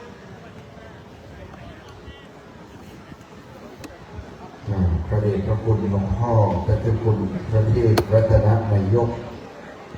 เจ้าคณะจังหวัดลำพูนได้โปรดเมตตาแสดงพระธรรมเทศนาอานิสงส์ทรงสการตามข้าเป็นที่เรียบร้อยแล้วต่อจากนี้ไปจะถวายขยธรรมบูชากันเทศก็นิมนต์หลวงพ่อท่านพระครูสัทธาพิมลเจ้าคณะอำเภอปราสาทเจ้าวาดวัดมะกอกในนามเจ้าภาพกันเทศได้โปรดเมตตาเข้าไปคืนถวายขยธรรมบูชากันเทศขอนิมนต์หลวงพ่อครับศิษย์3 รูปที่เป็นศิษย์ครูบาเจ้าพรหมจักรสังวรแห่งคณะหนึ่งก็ประกอบด้วยท่านพระครูสัทธาพิมลท่านนั้นมาก็ท่านเจ้าคุณพระพุทธบาทพิทักษ์แล้วก็ท่านพระครูศิริธรรมวิทิตอดีตรองเจ้าคณะอำเภอชัยประการวัดปงตำสมัยนั้น3 รูปได้มาเรียนหนังสือดังนั้นเป็นศิษย์ในครูบาเจ้าพรหมจักรสังวรตึงโมดนี่ท่านพระครูสัทธาพิมลปัจจุบันเป็นเจ้าคณะอำเภอปราสาทเป็นเจ้าภาพกันเทศครูบาวัดมะกอกวันนี้กราบในเมตตาหลวงพ่อครับ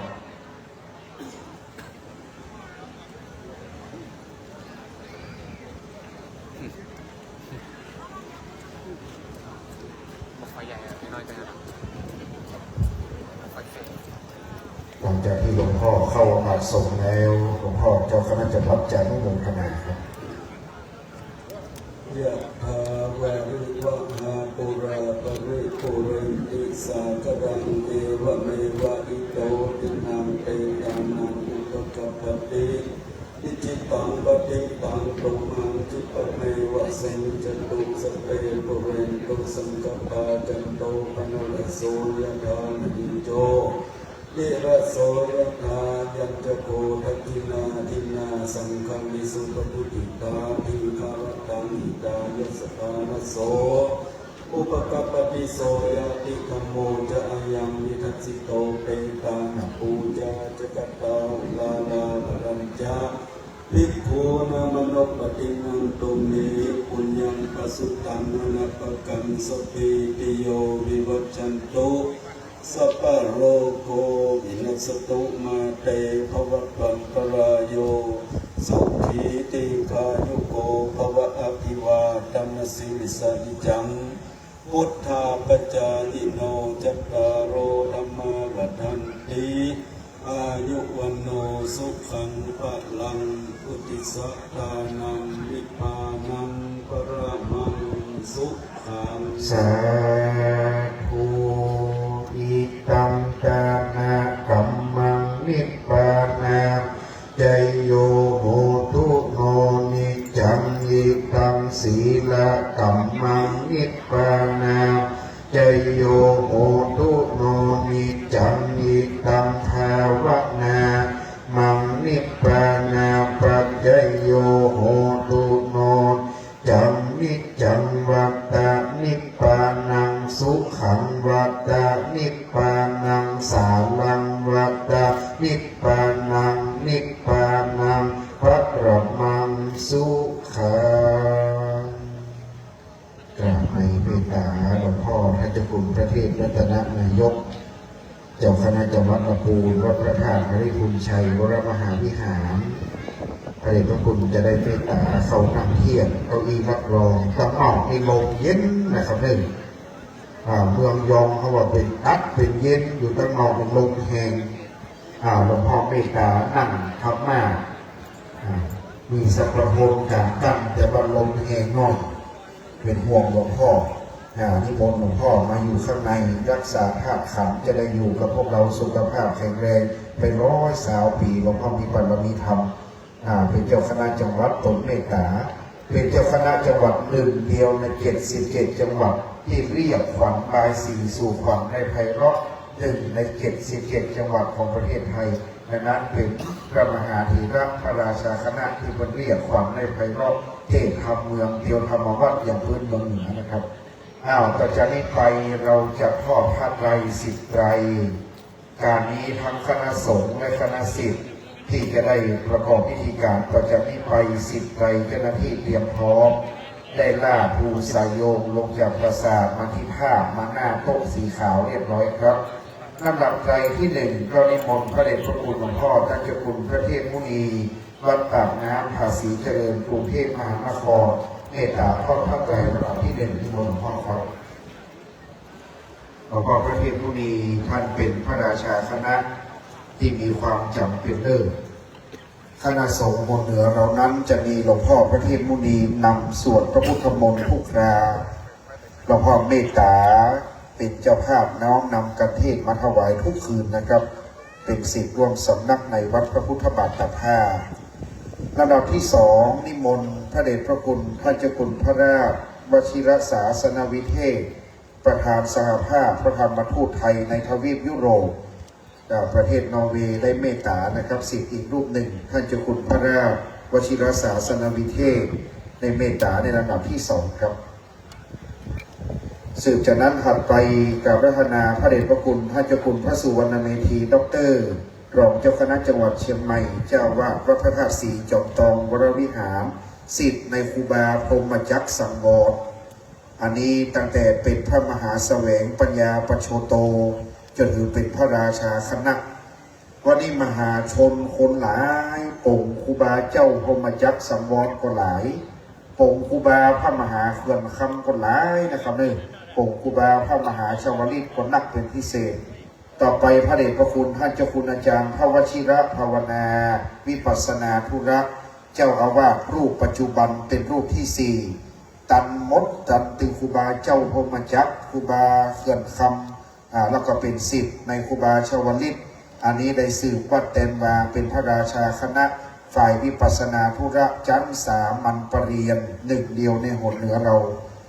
ต่อไปขอนิมนต์พระครูบาปี้พระครูบาพระมหาแสงจันตวันโนแห่งวัดป่าเจราชฐานหลวงเมือง12 ปนายูนามได้เป็นครูบาอาจารย์นับถือท่านเจ้าคุณพระพุทธบาทพิทักษ์อีกรูปหนึ่งเดินทางมาจากประเทศจีนนิมนต์พระครูบาแสงสุปัญโยวัดป่าเจมหาราชฐานหลวงเมือง12 ปนาได้ตอบพระไตรนิมนต์พระครูบาแสงสุปัญโยครับ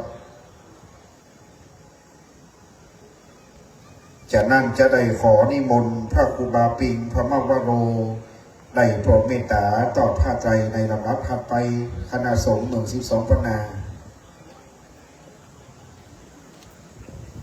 ต่อไปเชิญคุณสิทธิศิลปวณิชลูกศิษย์ในพระเจ้าคุณพระพุทธบาทพิทักษ์ครับ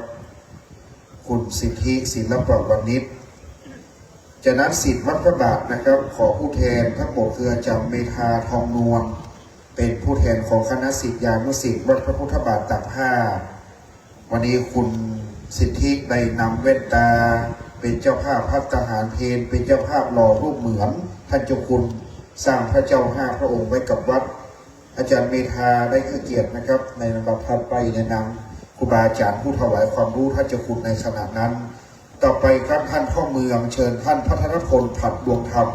ท่านนายอำเภอป่าซางวันนี้พ่อเมืองมาเป็นประธานในคืนนี้ได้รับเกียรติจากท่านนายอำเภอป่าซางเป็นประธานในส่วนของพ่อเมืองป่าซางครับ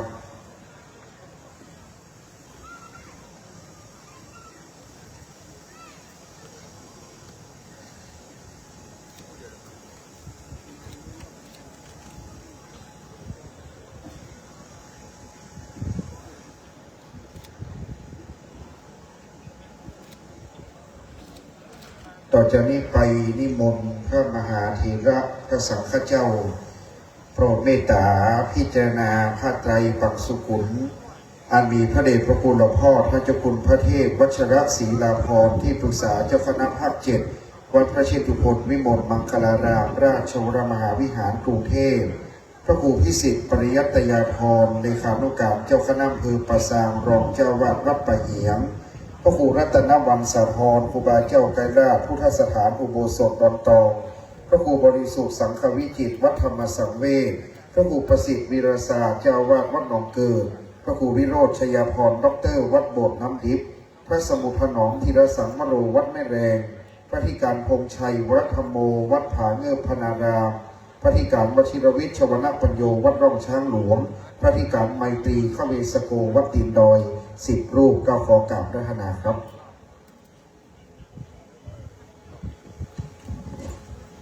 ในบารมีพระเดชพระคุณพระเทพวัชรศรีลาภรณ์ที่ปรึกษาเจ้าคณะภาค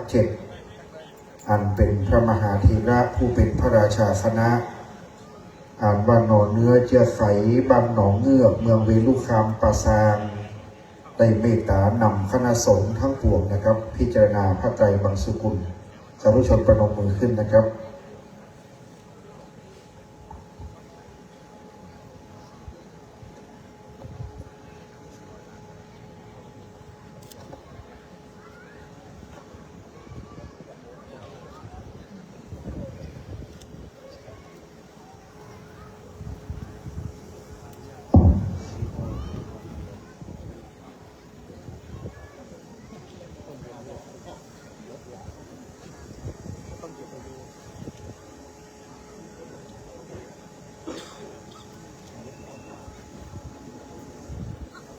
ประมาณ2 ทุ่ม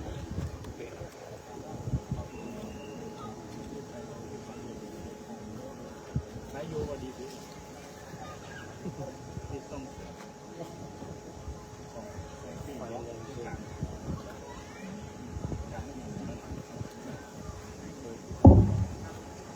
กราบในเมตตา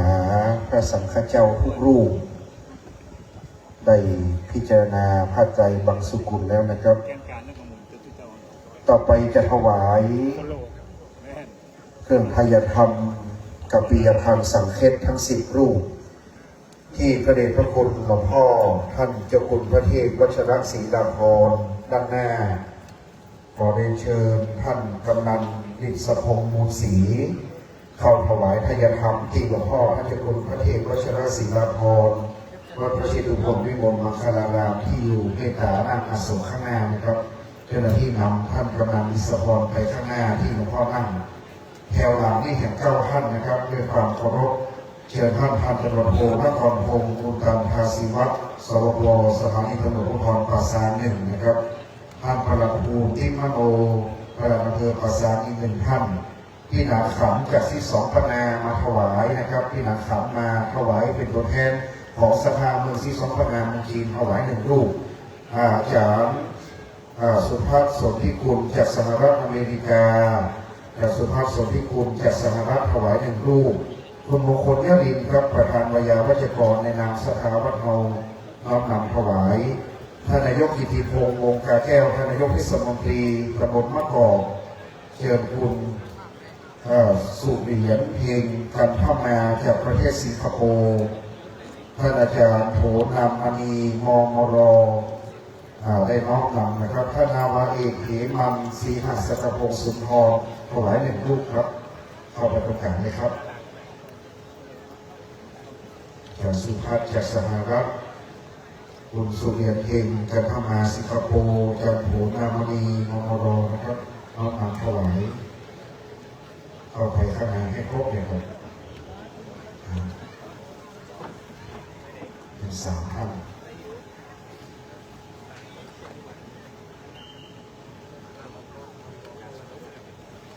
ขอบคุณนะครับพระสงฆ์จะอ่านพรต่อที่พระสูตรไฟต้นตลอดนุ่มท่านนะตอนนี้ประเคนไว้ก่อนนะครับสำหรับคณะพระสังฆเจ้าเมืองศรีสองพนาแห่งแถว1เชิญตะกัสธาที่มาจากเมืองศรีสองพนาประมาณ5-6 ท่านขอตัวแทนมาเกณฑ์ถวายปัจจัยแก่คณะพ ภาษาข้ามมูลที่2พนาเอาทีมาโปรเกตาวันนี้นะครับประมาณ6 ท่าน6 คนนะครับได้มาถวายท่านในแถวตัว3นี่นะครับ6 คนก็ขอไปทางในขอไปทางในมีครูบาอาจารย์คณะพระสังฆวัดปัจจีราชทานหลวงพวกชุดพวกชุดเนี่ยเคี้ยวเลยครับการเคี้ยวเลยขอไปในนั่นคุณเจ้าพอดีครับยอตามถวายเลยครับสาธุกับที่นั่งรับรองตอนนี้เราย้ายโต๊ะย้ายธรรมาโคมแดงยังคงไม่อยู่ด้วยเราจะสู่มาเบื้องหน้าตอนนี้คณะสงฆ์เขาจะจัดเก้าอี้เพราะว่าจะนิมนต์พระเจ้าคุณพระวชิรภาวนาได้กำขันรูปหนึ่งมีขันข้าวตอกดอกไม้เกียมไว้ขอกรรมการเจ้าหน้าที่เกียมเก้าอี้สารพันเจ้าคุณและก็พระครูบาพระมหาแสงจันทวันโนเมืองที่2พัฒนาอีกรูปหนึ่งท่านพระธรพลหัดลงธรรมก็จะเข้าไปข้างหน้าพระสงฆ์องค์เนรวัดพระพุทธบาทตัก5ตนมีพรรษาอยู่การตามตัวหลวงพ่อเจ้าคุณพระพุทธบาทพิทักษ์แล้วก็อันสัมภิวิหาริกอันเทวสิกในหลวงพ่อที่หลวงพ่อเป็นพระอุปชาแก่วัดผู้จารวิยาศรัทธาที่มาปฏิบัติธรรมส่งมือเข้าจังหันหลวงพ่อเข้าไปนั่งที่หน้าพรมแดงๆข้างหน้าพอเลยนะครับเอาขันเข้าตอกไปด้วยนิมนต์พระเจ้าคุณพระวชิรภาวนาพระครูบาพระมหาแสงคณะสงฆ์12 คณะที่เคารพนับถือในพระเจ้าคุณแล้วก็ลูกศิษย์ลูกหาในอำเภอปราสาทที่พอจะนั่งแต่ได้ท่านนายอำเภอเอาพานดอกไม้น้ำขมิ้นส้มปล่อยไปข้างหน้าด้วยนะครับในนามของพ่อเมืองยกพานเข้าตอกดอกไม้ไปนั่งข้างหน้าเชิญท่านพระธรพลหัดลงธรรมเอาพานที่อยู่ซ้ายมือไปด้วยนะครับเป็นทางขับเข้าต่อเพื่อจะได้ยอตามพ่อมงคลแก้วดินคณะศิษย์คณะสถานน้อยใหญ่ยิ่งใจแก่วัดด่านวัดอาจารย์ศรัทธาที่เคยส่งมือเข้าจังหันหลวงพ่อคนเฒ่าคนแก่ประพฤติวัดปฏิบัติธรรมนอนวัดนอนวาศรัทธาที่มาใส่บาตรวันพระวันศีลก็เข้ามานั่งพร้อมเพียงเรียงกับเป็นเอกฉันทะสามัคคีลูกพระลูกเนรโรงเรียนพรหมจักรสังวรนิมนต์เลยนะครับถึงลูกพระลูกเนรถึงมดถึงหมู่ถึงมวลที่ได้ทำเขียนอ่านหลวงพ่อได้อบรมสร้างสมมาได้อบรมสั่งสอนเรามาเป็นครูบาอาจารย์เป็นพ่อเป็นแม่ผู้ใดคือความรู้คือได้ความอบอุ่นร่มเย็นเข้าไปพ้องกับที่ด้านหน้าภาษาผู้เลยเนอนิมนต์ได้เชิญศรัทธาโดยครับศรัทธาที่เคยดูแลกับกำกายไปมาหาสู่เป็นพี่เป็นน้องเป็นครูบาอาจารย์ญาติพี่น้องใจยากขปูหลวงพ่อจากบ้านสาขันหอมเรียงปะเป้าใจยากขปูคนหลวงพ่อมีง่ายคนหลวงพ่อมีน้องคนหลวงพ่อจากบ้านสาขันหอมแม่ขัดยานเรียงปะเป้าเข้าไปพ้องกันทั้งหน้าเลยครับ ไปเฮียนจ้ะก้องไปเฮียนอันอย่างก็เฮียนอันปอโทเวลานั่งรถไปกับเป็นสุนัย ลูกเนรลูกที่เป็นลูกศิษย์เรียนโรงเรียนภูมิจักรสังวรแล้วก็ที่หลวงพ่อเป็นพระอุปชาบวชเนรเป็กตุศรัทธาที่หลวงพ่อเป็กบวชคือสิกขาลาเพศไปน้อยหนานอาจารย์ไปนั่งไปกับท่านโอ้หลายถึงลูกศิษย์ครูบาพระบาทถึงลูกศิษย์ครูบาพระมหาเขื่อนคำถึงลูกศิษย์ครูบาพระมหาชาวลิตนี่ถ้าว่าถึง3 ลูกถ้าว่ารวมลูกศิษย์ทั้งในและต่างประเทศมีเป็น10,000 ป่ายคนหนึ่งกับ3 ตนนี่นะถึงครูบาเจ้าพรหมจักรถึงครูบาเจ้าเขื่อนคำถึงครูบาเจ้าชาวลิตนี่ถ้ารวมกันแท้ๆถ้าปิ๊กมาหมดนี่หนักนะครับถ้าอีนั่งพอพร้อมแล้วประนมมือขึ้น ไผ่มาได้ออกไปก่อนที่อยู่จังในก็ประนมมือน้อมไว้ที่ซุปหมวกก็คือถอดหมวกออกเนี่ยนะครับผู้เพียรดอกไม้น้ำขมิ้นส้มปล่อยแสดงคารวะธรรมน้อมนำยื่นยอโยงถวายแก่สรีระสังฆธรรมพระเดชพระคุณท่านเจ้าคุณพระพุทธบาทพิทักษ์หากว่าคณะสงฆ์และศรัทธาได้ประมาทพลาดพลั้งล่วงเกินหลวงพ่อด้วยกายด้วยวาจาด้วยใจดังอันก็ดีได้ตั้งใจไม่ได้ตั้งใจก็ดีหรือครั้งหลวงพ่อยังดำรงธาตุขันธ์อยู่ศรัทธามาใส่บาตรวันพระวันศีลมาฟังธรรมนอนวัดปฏิบัติได้ปากล้ำกำเหลือหลวงพ่อไม่ด้วยประการชันใดศาลาภาษาศาลาปกไฟขึ้นยืนเตียวกายเหนือสรีระสังขารได้ข้ามย่ำไปมาก็ขอจิตดวงวิญญาณหลวงพ่อได้ผายโปรดอนุญาตโทษเพื่อเป็นอโหสิกรรมอีกประการหนึ่งขอหลวงพ่อได้โปรงวัดโปรงวาโปรงกุฏิวิหารศาลาต้นไม้ต้นตอกส้มสุกลูกไม้ที่หลวงพ่อเคยปลูกเคยฝังไว้ในวัดสืบศาสนาส่งเพื่อผู้อยู่ภายหลังอันมีท่านเจ้าคุณพระวชิระภาวนาอันเป็นศิษย์หลวงพ่ออย่าได้ห่วงข้องอะไรใดๆขอหลวงพ่อเอาจิตดวงวิญญาณขึ้นสู่สวรรค์ชั้นฟ้ามหาเนรพานไปนิมนต์พระครูรัตนวันสาธรครูบาเจ้าไกรลาภรัตนวโนได้กล่าวสู่มาณโอกาสบัดนี้ครับ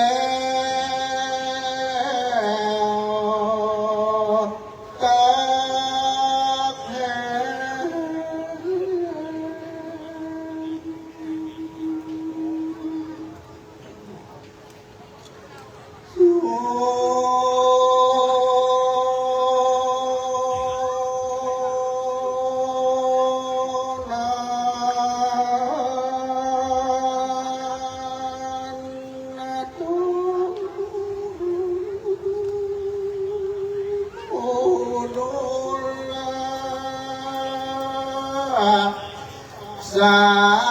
ธุจันเลยติมันนางพระ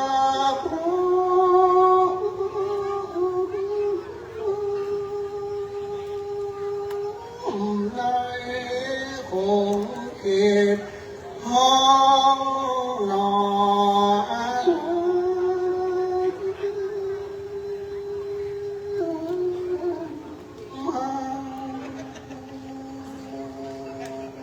นมาบัดเดียว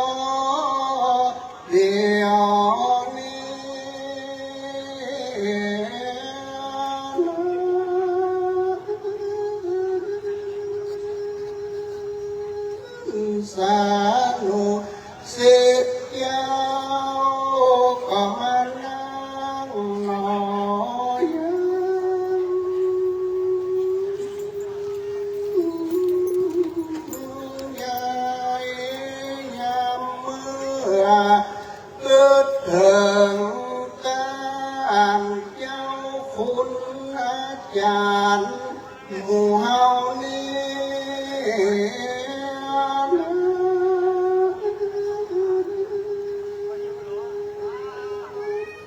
ยามมือกันยังอาจอยู่สุขสบาย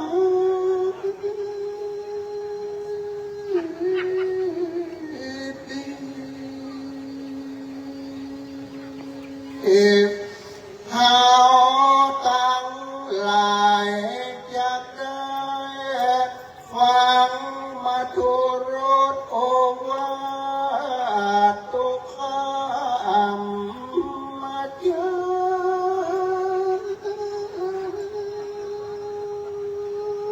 โอ้ยามเมื่อท่านเจ้าอาจอยู่สบาย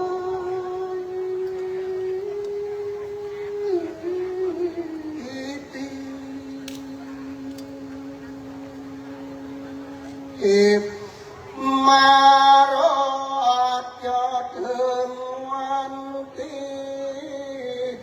2 กรกฎาคม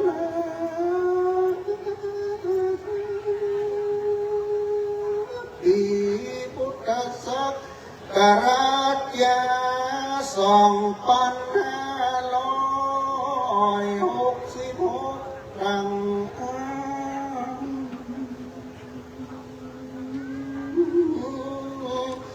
เว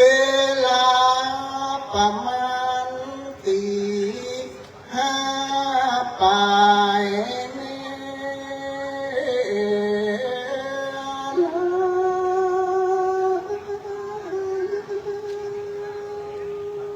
โอ้ท่านเจ้าก็มาจากหมู่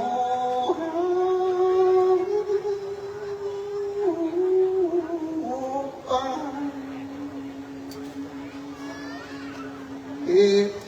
การศึกษานุเสษยาวตั้ง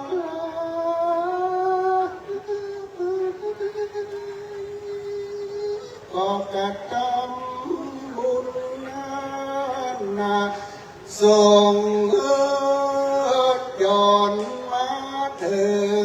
ปางสุดปางซอย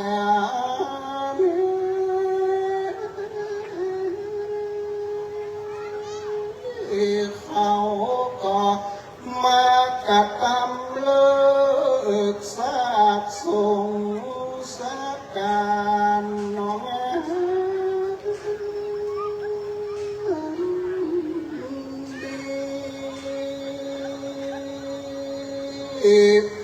กา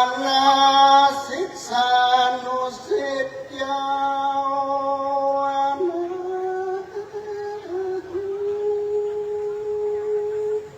ไม่มีการเจ้าพระวชิรภาวนา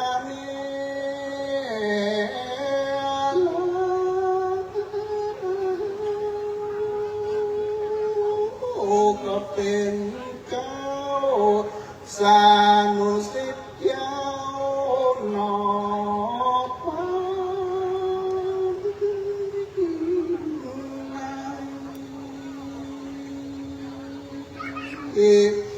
มากะยำแปลงภาษาหลัง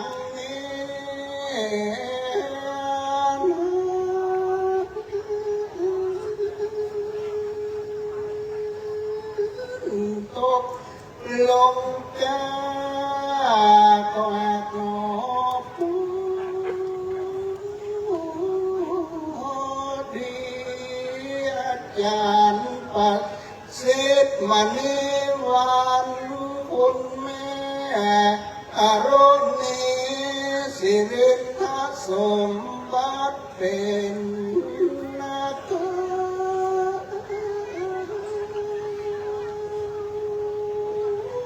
ก็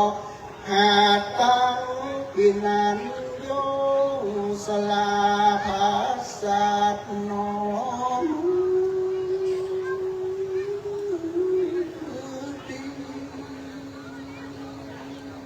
อิมาแปลงภาษาหลัง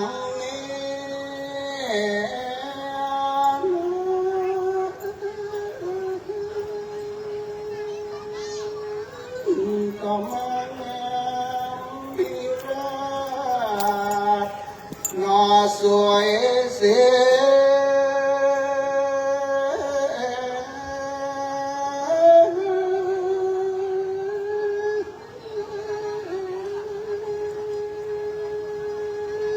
เป็นจตุรัสมกสีกันนอ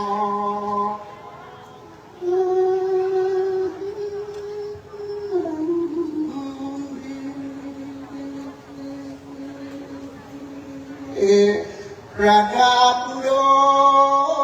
ยดวงดอกไม้อันงามขาวใส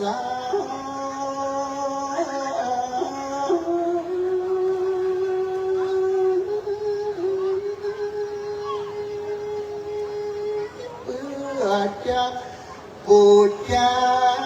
ยังคุณสิ่งธรรมพระเดชพระคุณการเจ้า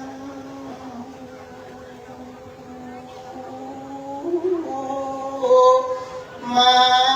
ถึงกาลปังสุดซอ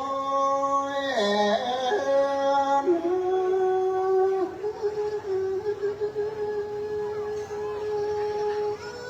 พระเดชพระคุณเจ้าคุณอาจารย์พระพุทธบาทพิทักษ์ก็จักได้จากหมู่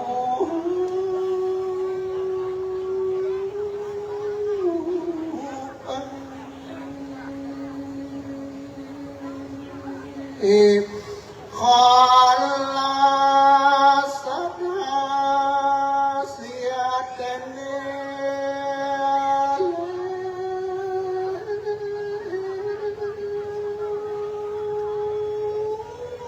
ว่าอาตมาขอลา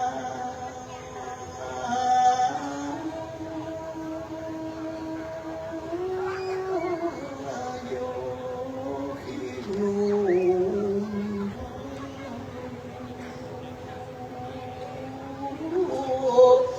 ขอลาสัทธาพระบาทที่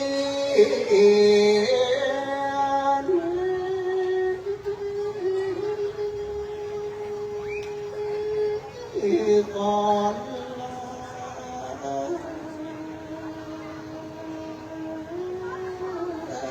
ลูกตัวลูกเน้นอยู่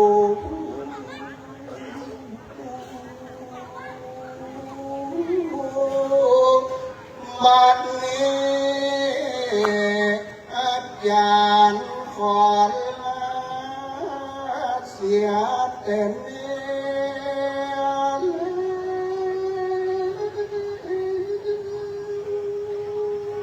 โอ้บัดใด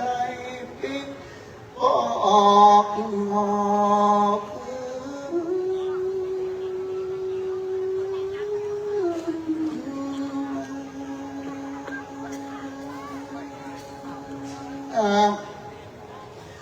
ขอฝากตั้งภิกขุสามเณรตั้ง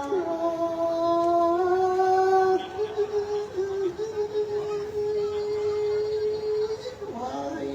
กับศรัทธา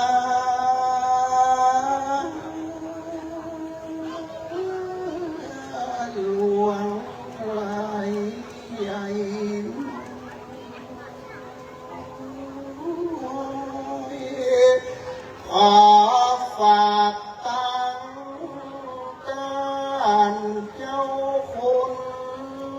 ชิระภาวนา มหาวันนั้น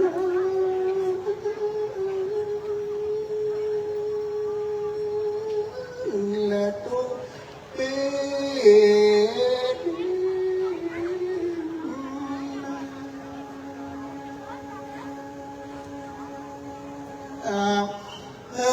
ช่วยกันอุปถัมภ์เราติ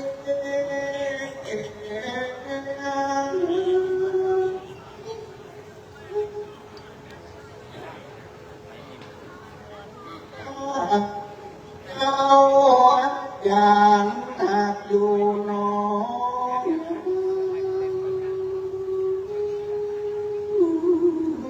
คน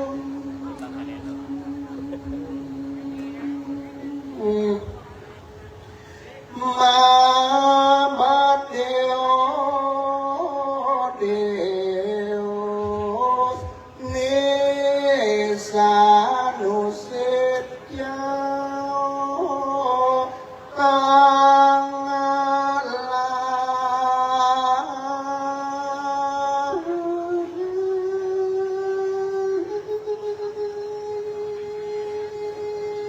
ก็มีรูปยันและดอก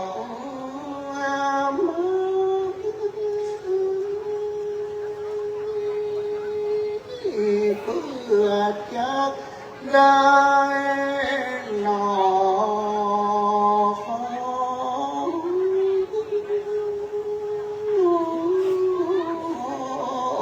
ค่ะมาตอบพระเดชพระคุณเจ้า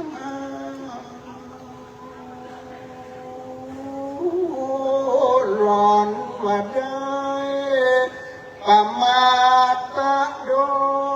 ยกายและวาจาใจเรื่องใดนั้น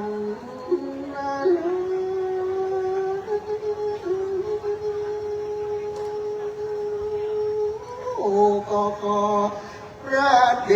ชพระคุณท่านเจ้าพระพุทธบาทพิทักษ์ยุงได้อโหสิกรรมน้อง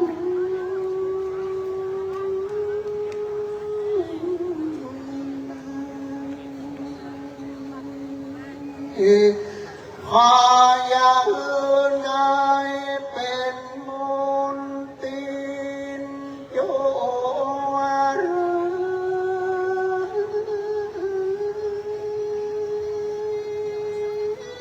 กันนะเสร็จยาวก็ขอนอคำ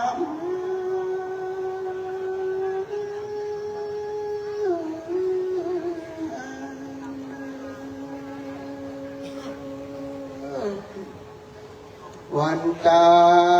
มีบันเตสะปังอาปาราดังคัมมาธรรมเมบันเตมยากตังปุญญังสามินานุโม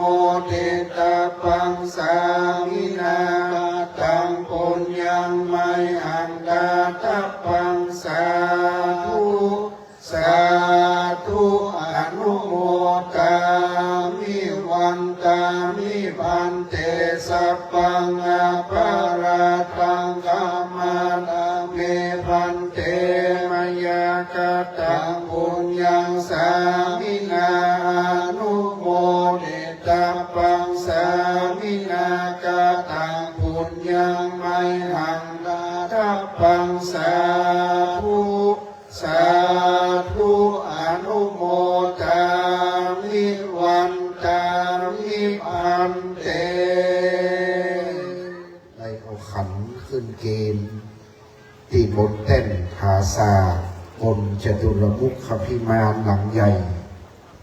ท่านอาจารย์พระมหาสุนิพนธ์ผู้ช่วยเจ้าอาวาสขันหนึ่ง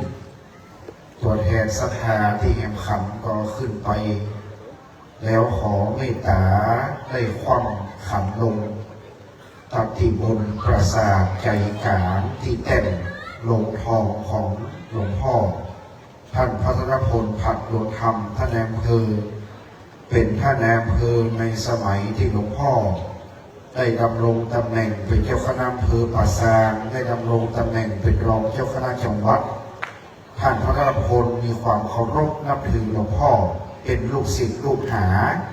แต่ณวันนี้จึงขอท่านนายอำเภอเป็นผู้โยงขันในนามอุบาสกอุบาสิกาปอดมงคลยาลินแห่งท่านหนึ่งถึงแนวในเมตตาคณะสงฆ์สภาเขาคว่ำขันลงตัดที่นั้นเลยนะครับว่าเพื่อใดเป็นบาปเป็นกรรมขอหลวงพ่อได้พายโปรดอนุญาตโปรดเพื่อเป็นอาโหสิกรรม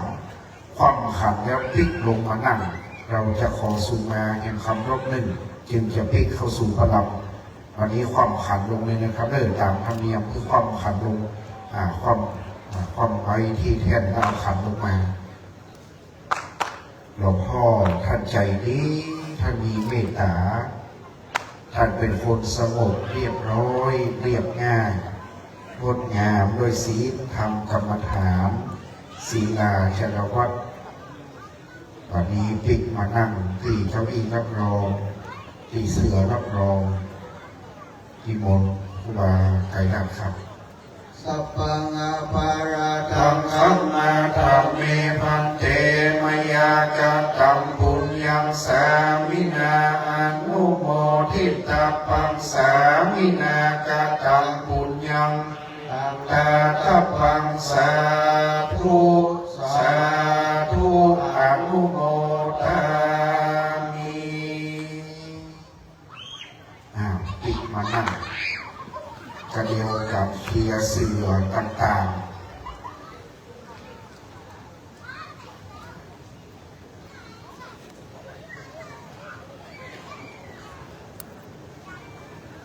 เคียเสือเคียอย่างเรียบร้อยดังนั้นกระเดียวก็ขออนุญาตพระสงฆ์ทุกรูปนะครับตามที่ได้ประชุมลดบรรเทาสาธารณภัยตามที่ได้ปลูกภาษามาในแต่ละหลังด้วยประสบการณ์นั้นวันนี้เราไม่ได้ร้อนผ้าเต็นท์โดมเลยขออนุญาตครูบาอาจารย์นะครับว่าโดมนี่มีมูลค่าหลักแสนกูเตือที่ถ้ามัดไฟมันขึ้นเท้าบัดตันนี่มันจะไหม้เป็นหูกำเดียวตอนนี้เราก็สามารถเอาน้ำพดโดมได้เตือเพราะยังมีบอกไฟลูกหนูกระเดียวถ้าจุดบอกไฟลูกหนูพุ่งออกจากนี้ไปปุ๊บก้าวจะขอเพื่อรถดับเพลิงเอาน้ำพดโดมอาบน้ำโดมนี่ไว้เลยนะครับหากมันย้อยใส่หัวพระเจ้าพระสงฆ์เพื่อได้เป็นบาปเป็นกรรมนะครับศรัทธาถ้ามาอยู่ในโดมถ้าเพื่อเอาน้ำพดโดมบัดนี้ก็หัวภัยหัวมันนะแต่ได้พดแน่นอนกูเตือนนี้แมลงจะคือคนร้อนพดแต่วันนี้ว่ามันอยู่ไก่อยู่ดอนคงจะเดี๋ยวพอจะช่วยกันควบคุมพ่อการปฏิบัติหน้าที่มาเมินกระเดียวพอจะได้ช่วยกันพอสดาโยกยศกรสดาบอกไฟคณะทีมคุณภาพกระเดียวประกอบบอกไฟปุ๊บนี่นะครับจะอาบน้ำโดมทันทีนะครับเพราะว่าเราจะต้องมันชุ่มไว้ก่อนถ้าเปลี่ยนว่ามัดไฟมันตกใส่มันโดนน้ำที่ราคามันมอดไปเหี้ยถ้าว่ามาอาบน้ำไว้ก่อนมันลงมันไหม้เลยนะครับมันไหม้ทันทีเพราะมันเป็นพลาสติกแล้วมันหลายแสนจะได้ใจคนเดิมตอนนี้คือเตรียมพร้อมกอบผู้ที่อยู่ทางหน้าพระเจ้าพระสงฆ์ย้ายออกก่อนนะครับไปย้ายไปไว้ที่อื่นเพราะเดี๋ยวมันจะโดนน้ำกอบผู้ทางหน้านี่ย้ายออกเลยครับผมกอบผู้ที่อยู่หน้าเทียนโดมย้ายด้วยย้ายออกไปเลยครับย้ายไปไว้ข้างหลังก็ได้เพราะว่ากระเดียวมันจะถูกน้ำแล้วก็เอกสารอะไรดีเก็บดีเมียของอะไรที่มันจะเปียกน้ำเก้าอี้ต่างๆเพราะว่าโดมมันมีช่องกลางระหว่างโดมอยู่นะดังนั้นก่อกระเดียวจะเป็นได้อาบน้ำโดมไว้นะครับจะเป็นได้อาบน้ำโดมไว้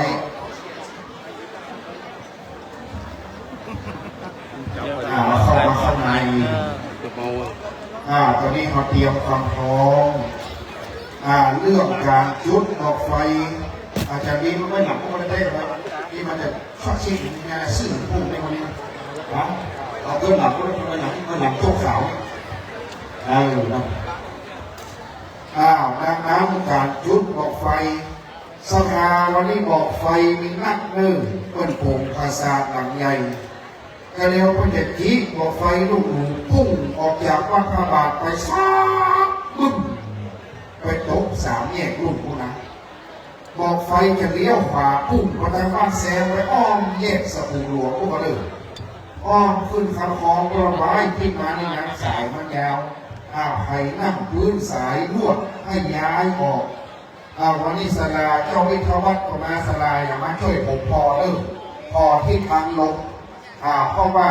มันใกล้เต็นท์เต็นท์บอกไฟเต็นท์บอกไฟกับเต็นท์มูเฮเหลือเต็นท์มูเฮกับเต็นท์โรงสองหลังถ้าว่ามักไฟประจำเต็นท์มูเฮประเมินพอที่ตูสาหารไปที่มันไปตรงโต๊ะเจงตรงโต๊ะเจงเหนือถ้าเราไปเต็นท์มูเฮที่ขึ้นมูเฮเลยก็ต้องดีใจเพราะมูเฮไปดูเรื่องหลังจะได้ไปที่ไหนโลกใดโลกนั่นใดเฮต่อเพียงต่อไปเหมือนกันลุยเหมือนกันเลยตอนนี้เจ้าหน้าที่รถดับเพลิงเตรียมพร้อมโดมขอเจ้าหน้าที่ว่า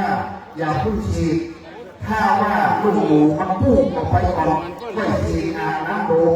คือมันเปียกจุ่มจนเหลือถึงใต้โดมหลังนี้นะครับต้องรักษาไว้หลายแสนลงไฟสปอร์ตไลท์ทุกรูเดี๋ยวมันตันน่ะเดี๋ยวรอดูนี่สงบเงียบเรียบร้อยจงมีแก่มณฑลพิธีนี้ครับสงบเงียบเรียบร้อยตั้งจิตเป็นสมาธิน้อมกายน้อมวาจาน้อมใจให้อยู่ในอาการอันสำรวมสปอร์ตไลท์ดวงที่ส่องไปที่ประสาทขอลงไฟสปอร์ตไลท์ดวงที่ส่องประสาทคือมันมื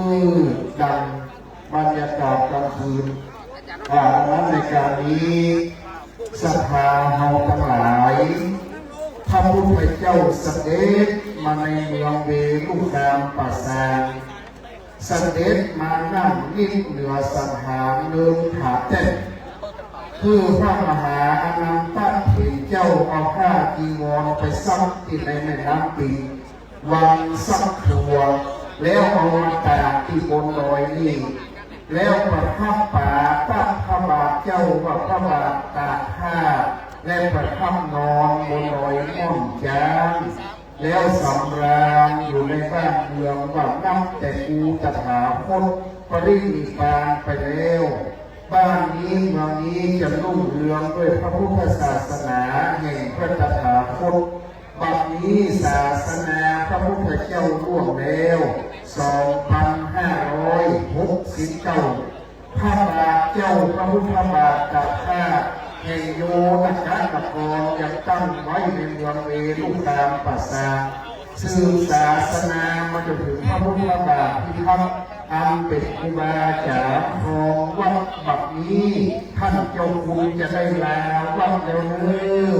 เจ้าหน้าที่จุดไฟจัดกล่องคือหลวงพระราชทานกล่าวนิมนต์พระเดชพระคุณหลวงพ่อเจ้าคุณพระเทพวัฒนศรีลาภรณ์ที่ปรึกษาเจ้าคณะภาคเจ็ดพระเดชพระคุณหลวงพ่อพระเทพรัตนนายกเจ้าคณะจังหวัดลำพูนพระเดชพระคุณหลวงพ่อพระเทพผู้มีพระปากน้ำหลวงพ่อพระเจ้าคุณพระสุวรรณเมธีดร.วัดหลวงจอมทองและพระครูสัทธาที่บนมาจากเป็นเจ้าคณะผู้ปกครองเมตตาจุดไฟประชุมเพลิงเลิกแทรกส่งสกามนักการแบบนี้ครับศรัทธาประนมมือไหว้ขึ้นพร้อมกันเช่นแต่ครูบาเจ้าพรหมจักรสังวรครูบาเจ้าพรหมาสืบศาสนาถึงครูบาพระมุเวนุวังพิทักษ์ครูบามหาเสื่อมคำถึงท่านเจ้าคุณพระพุทธบาทพิทักษ์ครูบาพระมหาชวลิตในงานแบบนี้ได้ตั้งปราสาทโลหะได้เจริญมุขพิมาลาป่าตั้งพระบาทเจ้าพระบาทตาก ถ้าครูบาเจ้าจักราวัดพันเจ้าคุณพระพุทธบาทพิทักษ์เป็นราชบิณฑาพระราชาคณะอันอยู่วัดพระบาทเมื่อทราบทรงสการณโอกาสบัดนี้ตีกองหลวงเมื่อ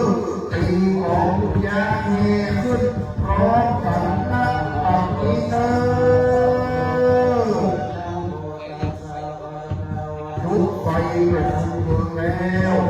ทรงสการโอภาสะแก้วที่มาทำนักการรับบัดนี้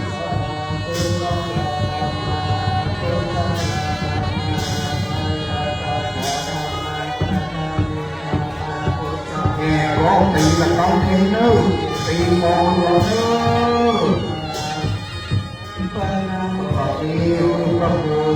ไฟข้างนอกไปถ้ามีไฟข้างนอกไป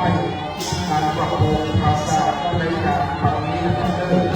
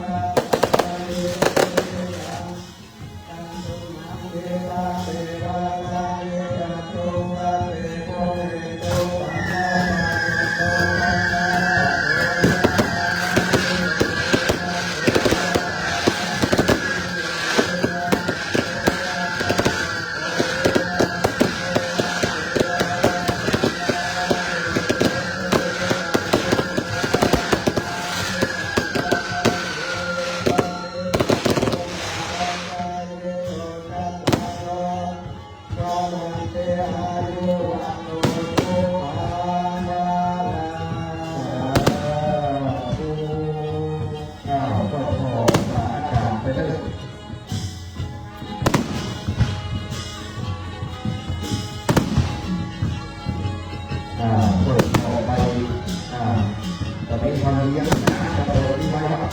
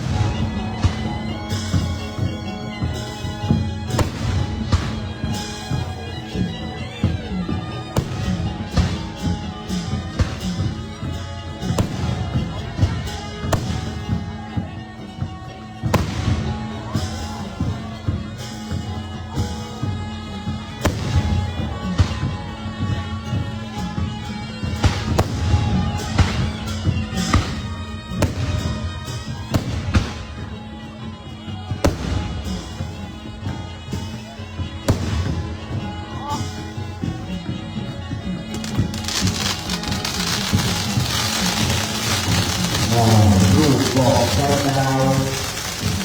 ทางก็บอกไปดาวยังฟ้าดวงดาวคือดาวทั้งหลายปัจจิทยาพัฒนาตรีดินขึ้นเรื่อยขึ้นมาขึ้นสู่ฟ้ากายมูลทั้งหลายก็จะมาเริ่ม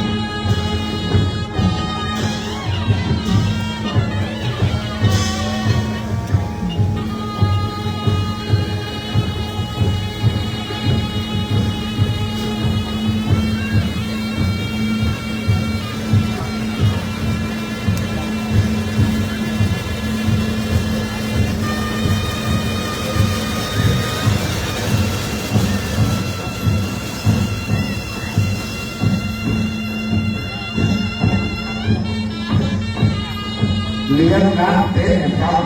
ข้าวขึ้นหลักการเต้นครับเอารอบด้วยครับ ขึ้นหลังคาเล็กรอบนึงขึ้นเลย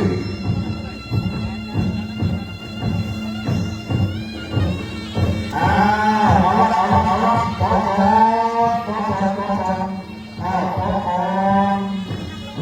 เอาไปเลย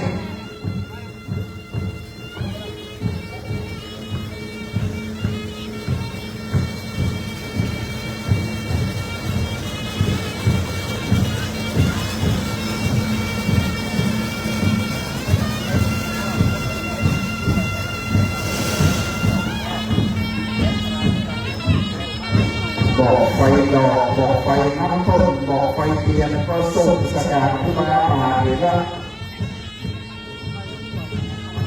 ในเปิดแข่งหลวงพ่อคนดูบอกไฟดอกมันเป็นชอบมันบอกแข่งบอกไฟดอกอะไร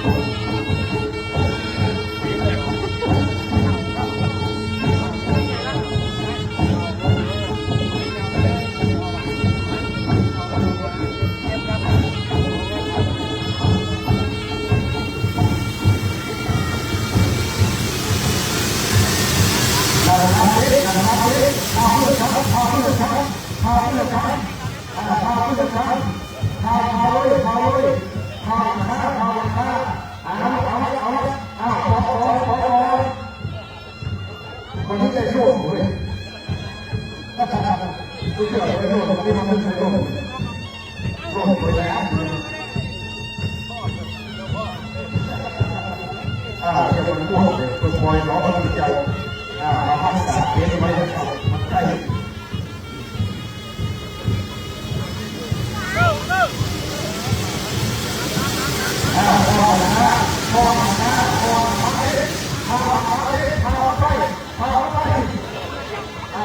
บอกไว้นะครับกันไว้ด้วยมาไว้ด้วยโอเคทำครับผมสุดยอดครับขอบคุณครับ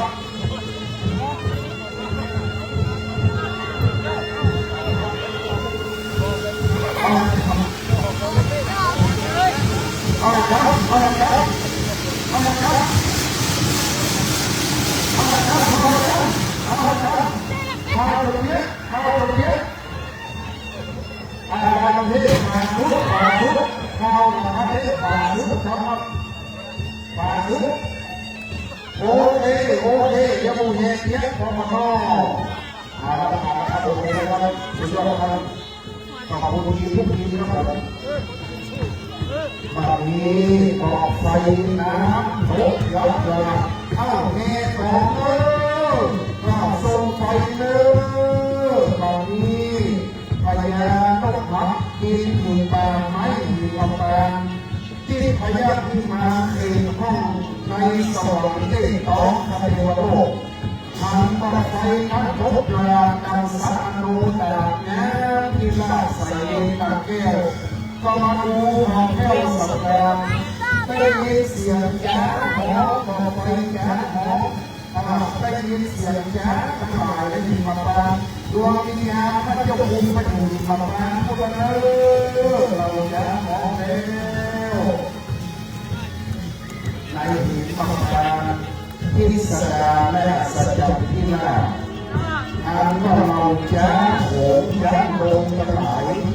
ก็มาหอมก้องในโรงไฟอ่านว่าในป่านั้นมีสัตว์อโนดาพระมหานักโลกยาเรานางกินนามีนาราล่าเราแห่งโขงเวทศาสตร์แสดงบอกป่านี้พุทธศาสนามันดอกไม้อ้าวไฟขึ้นเลยไอ้น้องที่เราส่งไปเลยเปิดไฟ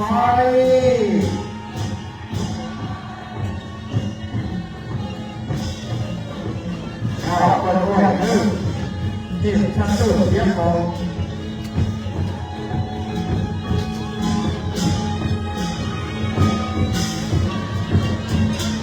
แม่ขึ้นเนอแม่ขึ้นเนอ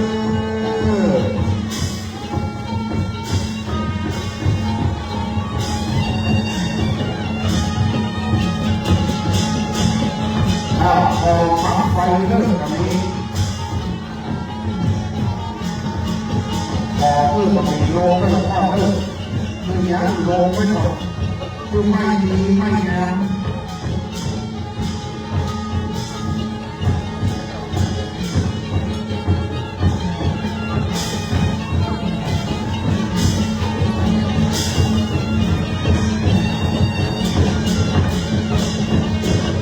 เก็บสายออกไป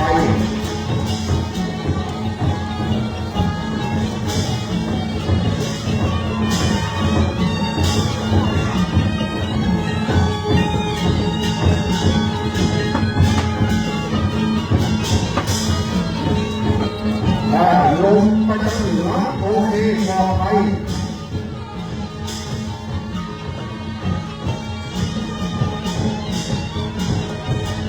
ลงมาทางเหนือโอเคปลอดภัยซ่อมของเข้าไปเทของเข้าไป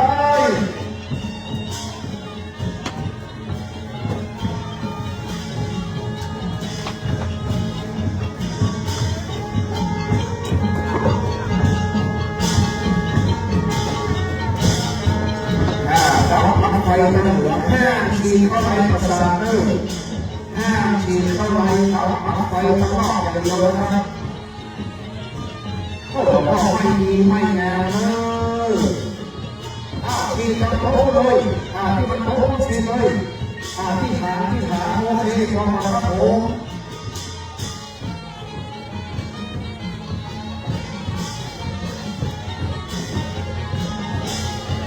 ทีมกำลังที่มันโต๊ะทีมเข้ามาเนอแต่นอกอย่างเดียวครับที่เราโวยกอง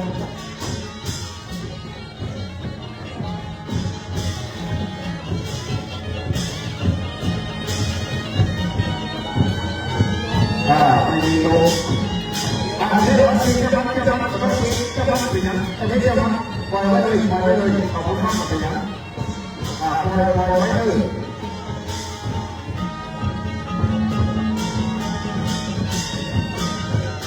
มันตั้งเหนืออย่างเดียวที่มันจะไปทำไมไม้นี่ที่มันจะไปทำไมสัตว์ไปเขาสัตว์นี่เราตั้งเหนืออย่างเดียวตอนนี้ขออนุญาตทำงานเรื่องวันนะครับทำงานเผา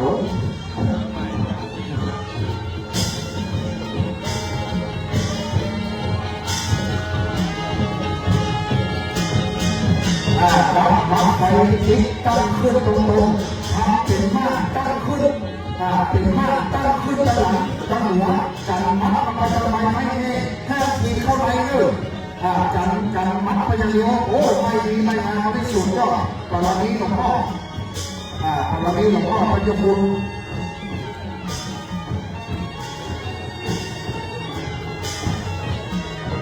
โอ้ดูมันละตื่นเรียบร้อยเหมือนหลวงพ่อนี่นะครับดับมัดกันไปอย่างเดียว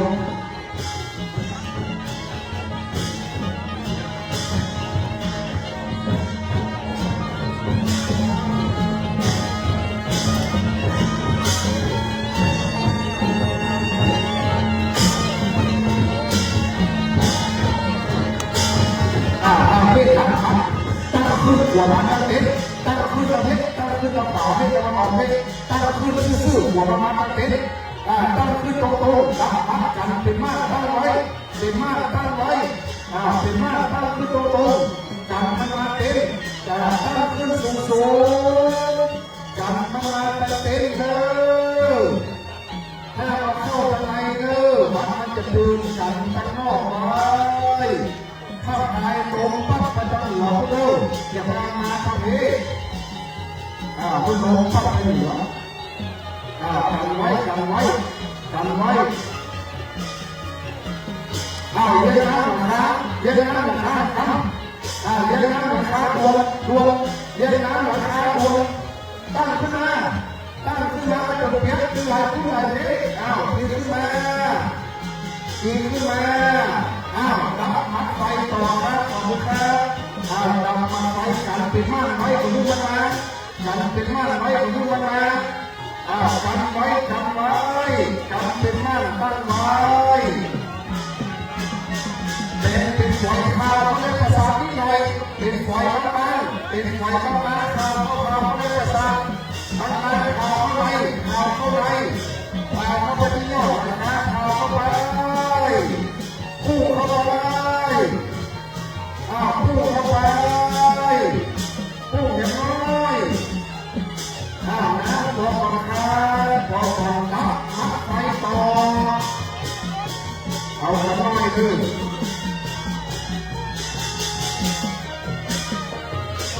เอาคนน้อยครับคนน้อยดับมันไฟทิ้งถ้ามันมาดูจะดูจะโดนหัวเขาเนี่ยกันไว้เกินไว้เป็นม่านตั้งขึ้นได้เป็นม่านตั้งขึ้นสูงเป็นม่านตั้งขึ้นโอเคเอาคนน้อยน่าจะปลอดภัยขอให้ปลอดภัยทุกอย่าง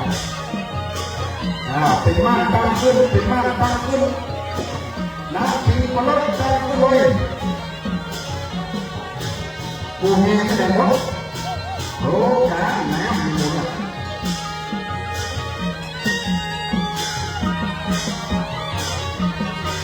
เป็นม่านตั้งขึ้นเลยเป็นม่านตั้งขึ้นเลยดูไว้ครับดูไว้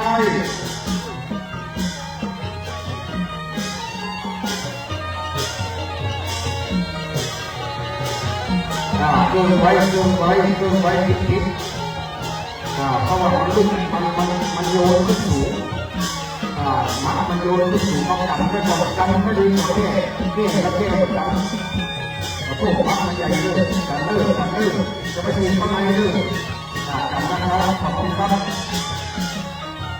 เอาละเดี๋ยวจะน้อยเดียวครับกันไม่ครับกันของกันประจำการรักษาไปเลยที่ครับกันไว้กันทุกอย่างใกล้มากันนะครับเป็นอย่างเราบอกว่ายกสูงตั้งขึ้นสูงตั้งขึ้นมาสูงตั้งขึ้นมาสูงทำเป็นหน้าตั้งไว้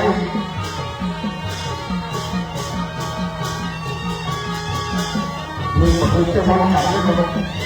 อย่าร้ายมันลดมันลงเล่นหนักมันจะว่าถ้าสิ่งมันจะได้ไม่เป็นคนอะไรนะเราบอกเขาต้องเป็นเอาละเราก็ทำให้ดูตั้งไว้ครับผมตั้งไว้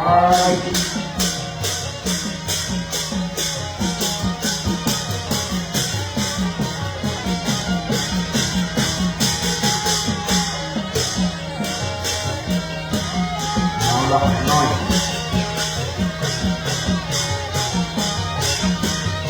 ตั้งขึ้นตรงนะครับขึ้นครับยกนิ้วตั้งขึ้นตรงแต่เราควบคุมตั้งขึ้นตรงโอเคงดงามครับเดี๋ยวเราไปโอเคตั้งแขนตั้งขึ้นตรงเป็นม่านนะบางตั้งขึ้นตรงตั้งอย่างเจ้าหมอคือตั้งไว้เจ้าหมอทำเป็นอะไรนะ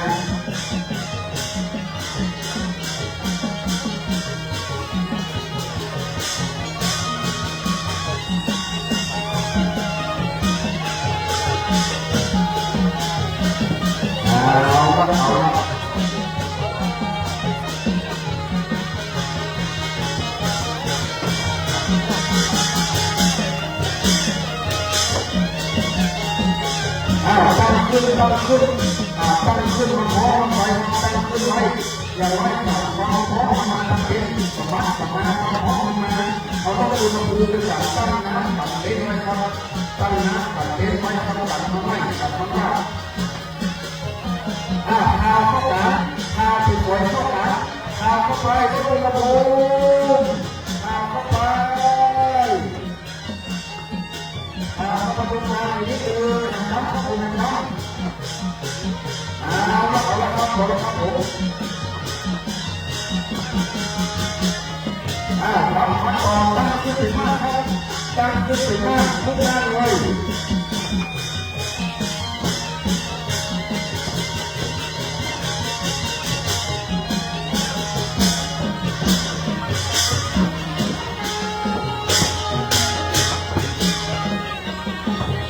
เข้าไปหนึ่งครั้งเอาเข้าไปตรงกลางต้องเข้าไปตรงกลางเอาเข้าไปโอเคขอบคุณครับขอบคุณยกเป็นยก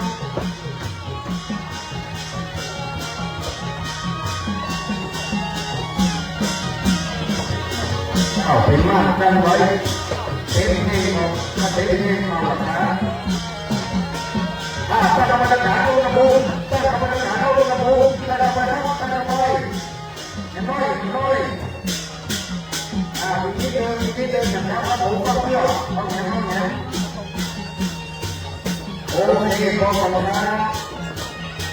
การมาดีเลยสุดยอดทีมเจ้าหน้าที่วันนี้ยกนิ้วให้กับเจ้าหน้าที่มาสารพัดไทยพวกทำเจ้าหน้าที่สุดยอดวันนี้ทีมคุณภาพเจ้าหน้าที่ต้องมาสารพัดไทยพวกทำปฏิบัติหน้าที่ด้วยความสุดยอดนะครับด้วยความตั้งใจยกเลยยกเลยเอาไปครับเอาไปครับ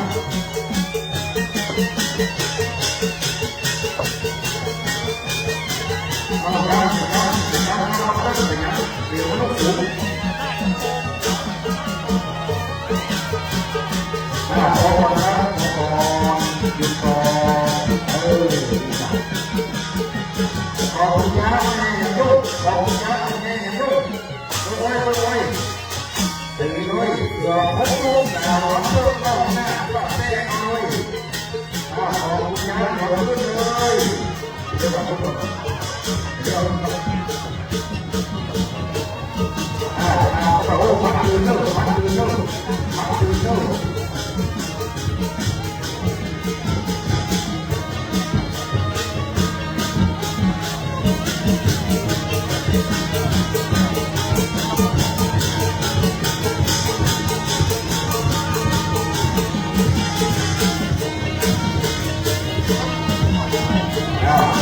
ไป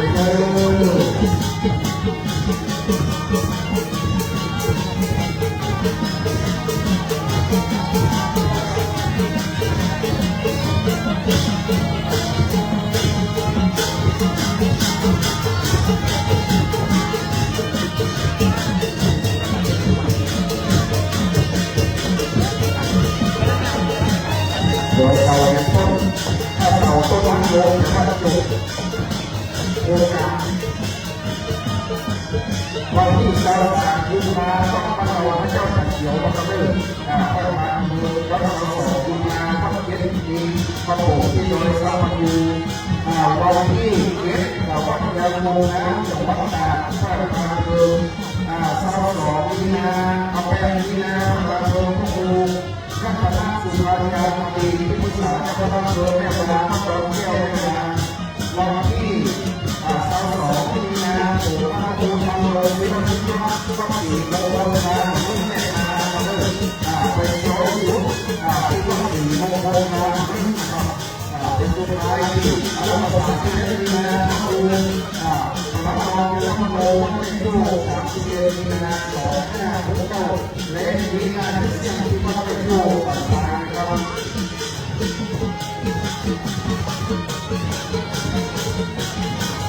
ไปเลยไปครับ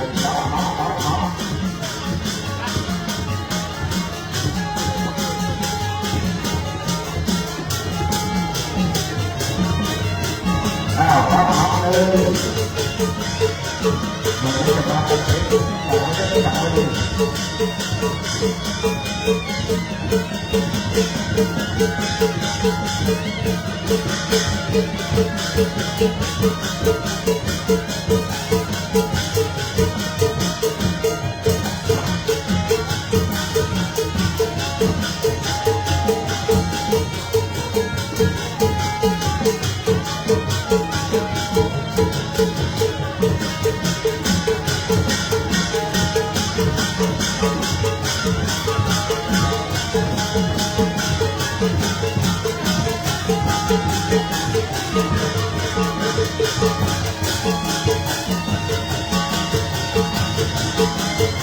เฮ้ย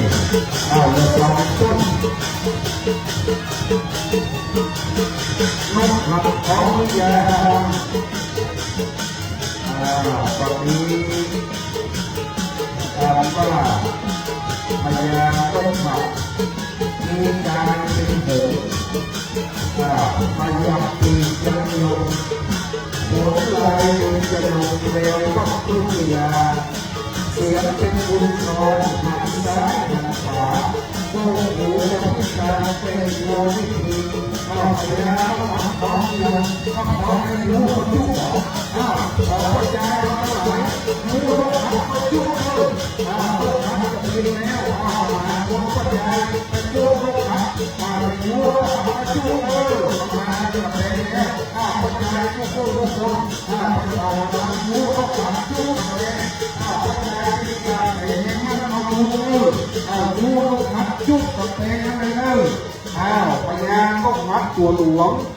จะบินขึ้นฟ้าแล้วต่อมหาชนปัจจัยสุภาพบุรุษวันนี้ช่วยกันยูลงพัดหลวงเข้าไป1 2 3 1 2 3โอ้มันจบกันครับได้ก่อนช่วยกันก่อนยกหน้าหน่อย1 2 3โอ้ไปก่อนทั้งพุทธตรงนี้ตั้งหลอกมีคนค่อยๆมันต้องย้อน1 2 3เอาเข้าไประมัดระวังเด้อระมัดระวังด้วย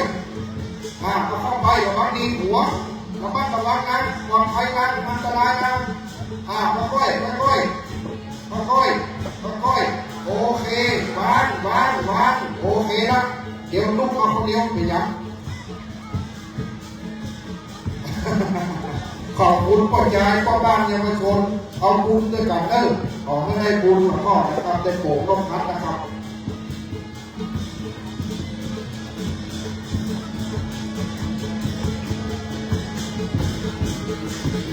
ลงมาวัดไปครับ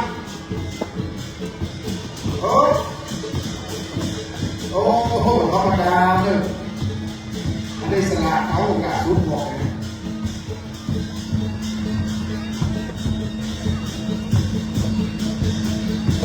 เขามองอย่างนี้เขาก็รู้มองขอบคุณพระเจ้าประสงค์ปัจนี้การประชุมคือพระราชทานเพลิงศพท่านเจ้าคุณพระพุทธบาทพิทักษ์ได้สำเร็จเสร็จสิ้นลงทุกประการแล้วเก้ากระหม่อมแต่นามท่านเจ้าคุณพระวชิระภาวนาขอกราบในเมตตาพระเถราลูกเถระเจ้าคณะพระสังฆาธิการครูบาอาจารย์ลูกคณะสงฆ์ในเมืองปัสสานจังหวัดลำพูนขอบคุณคณะพระภิกษุสงฆ์องค์เอกวัดเฮาขอบคุณท่านนายอำเภอท่านปลัดท่านกรรมการท่านนายกเทศมนตรีรองนายกเลขาที่ปรึกษาประธานสภาสมาชิกสภาขอบคุณกำนันผู้ใหญ่บ้านสารวัตรแพทย์ผู้ช่วยขอบคุณเจ้าหน้าที่สำนักงานวัฒนธรรมจังหวัดลำพูนสำนักงานพุทธศาสนาจังหวัดลำพูนขอบคุณเจ้าภาพอันเป็นศิษย์วัดพระบาทขอบคุณลูกศิษย์ครูบาเจ้าพรหมยักษ์สังวรศิษย์พระบาททั้งในและต่างประเทศขอบคุณคณะเครื่องเสียงเจ้าน้อยเชียงใหม่คณะแห่นาคกรรมกองของวังร่องแก้มพยาวังขอบคุณคณะสงฆ์ที่ช่วยจัดงานจนเสร็จเรียบร้อยขอบคุณเจ้าหน้าที่รถบรรเทาสาธารณภัยทุกคำทุกอบตทุกเทศบาลขอบคุณไปตั้งโรงทานอาหารเครื่องดื่มขอบคุณเจ้าภาพยอดการถวายสงฆ์เจ้าภาพสังฆทานทุกเจ้าภาพขอบคุณกรรมการวัดเขาประจักษ์นำวิญญาวัจกรขอบคุณประจำบรรดาคณะกลุ่มหนุ่มสาวเยาวชนได้ช่วยกันบรรดาพี่บรรดาน้องสภาที่มีส่วนเกี่ยวข้องขอบคุณทีมงานส่งสกาทีมงานช่องภาพทุกทีมที่ได้มาวันนี้ของทุกอย่างขอบคุณสลาอาซาสลาโยกยศกรหัวเหนือสลาบอกไฟทุกทีมงานสลาขอบคุณเจ้าหน้าที่แสงสีเสียงเจ้าหน้าที่โรงทานน้ำดื่มจากวัดพระธรรมกายสายหลวงพ่อขอบคุณสถานทุกท่านทุกคนมาณโอกาสนี้เดินทางกลับโดยสวัสดิภาพ คืนนี้รับดีฝันดีนอนดีโชคดีแม้ว่าจะเดินทางไปที่ใกล้ที่ไกลก็อยู่รอดปลอดภัยขอบุญบารมีท่านเจ้าคุณปกปักรักษาได้ร่ำรวยเงินทองอยู่ดีมีสุขรับเที่ยงตื่นสบายมีอายุมั่นขวัญยืนเจริญพุทธิไปใกล้ๆบัดนี้เดินทางกลับโดยสวัสดิภาพรับดีฝันดีนอนดีโชคดีขอบพระคุณทุกท่านที่มาช่วยงานในคืนวันนี้ขอยุติเสียงประชาสัมพันธ์เพียงเท่านี้ขอบพระคุณนะครับ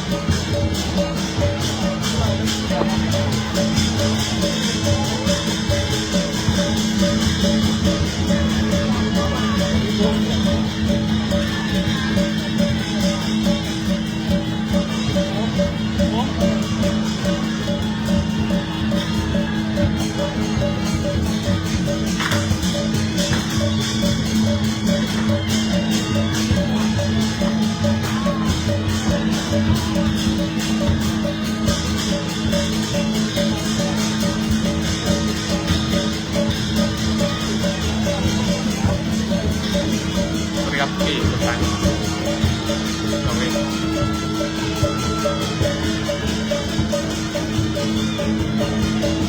ถ้ามูลไหนน้อยมาโดนโฟนนะผมไปยุกกลางนี่อยู่ชุดแปลงนะอันนี้แปลงดูแล้วเนี่ยในบรรดาเนี่ย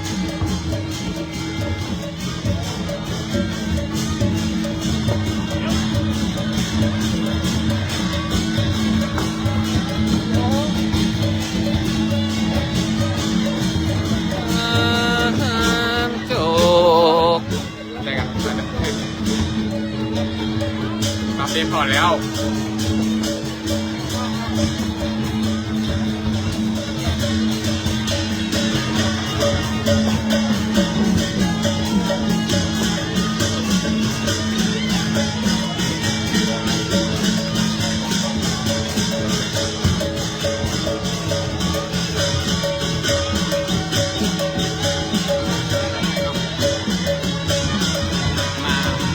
มาได้น้ำหนักเหมือนกันครับเบียร์หมดเลย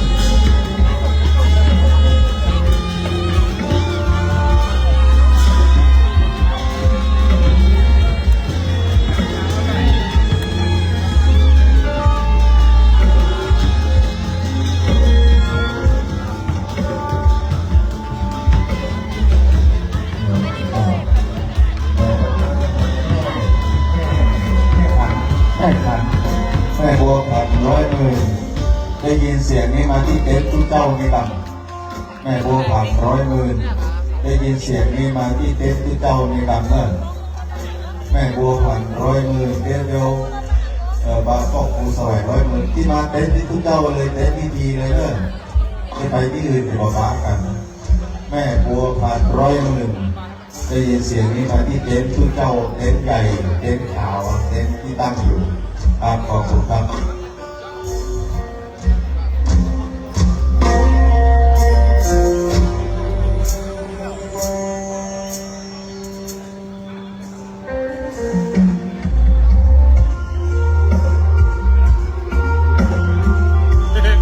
็ยังไงวะก็แต่หาแล้ว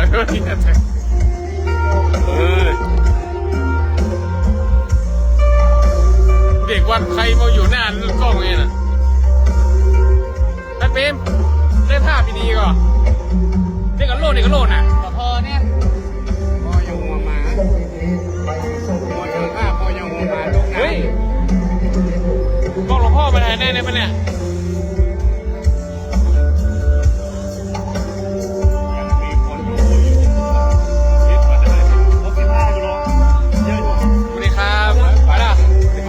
ได้เห็นรองเท้าวิ่งบ้านนะโอ้เท่ดีอ่ะสีแดงอ่ะอย่างเทียบเลย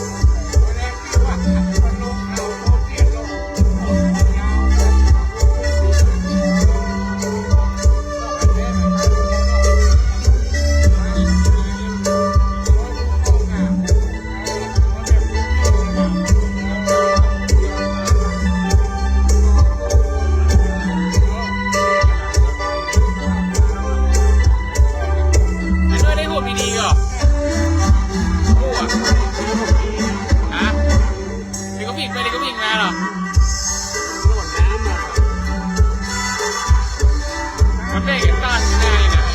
แล้วมันบัญชีต้องตู้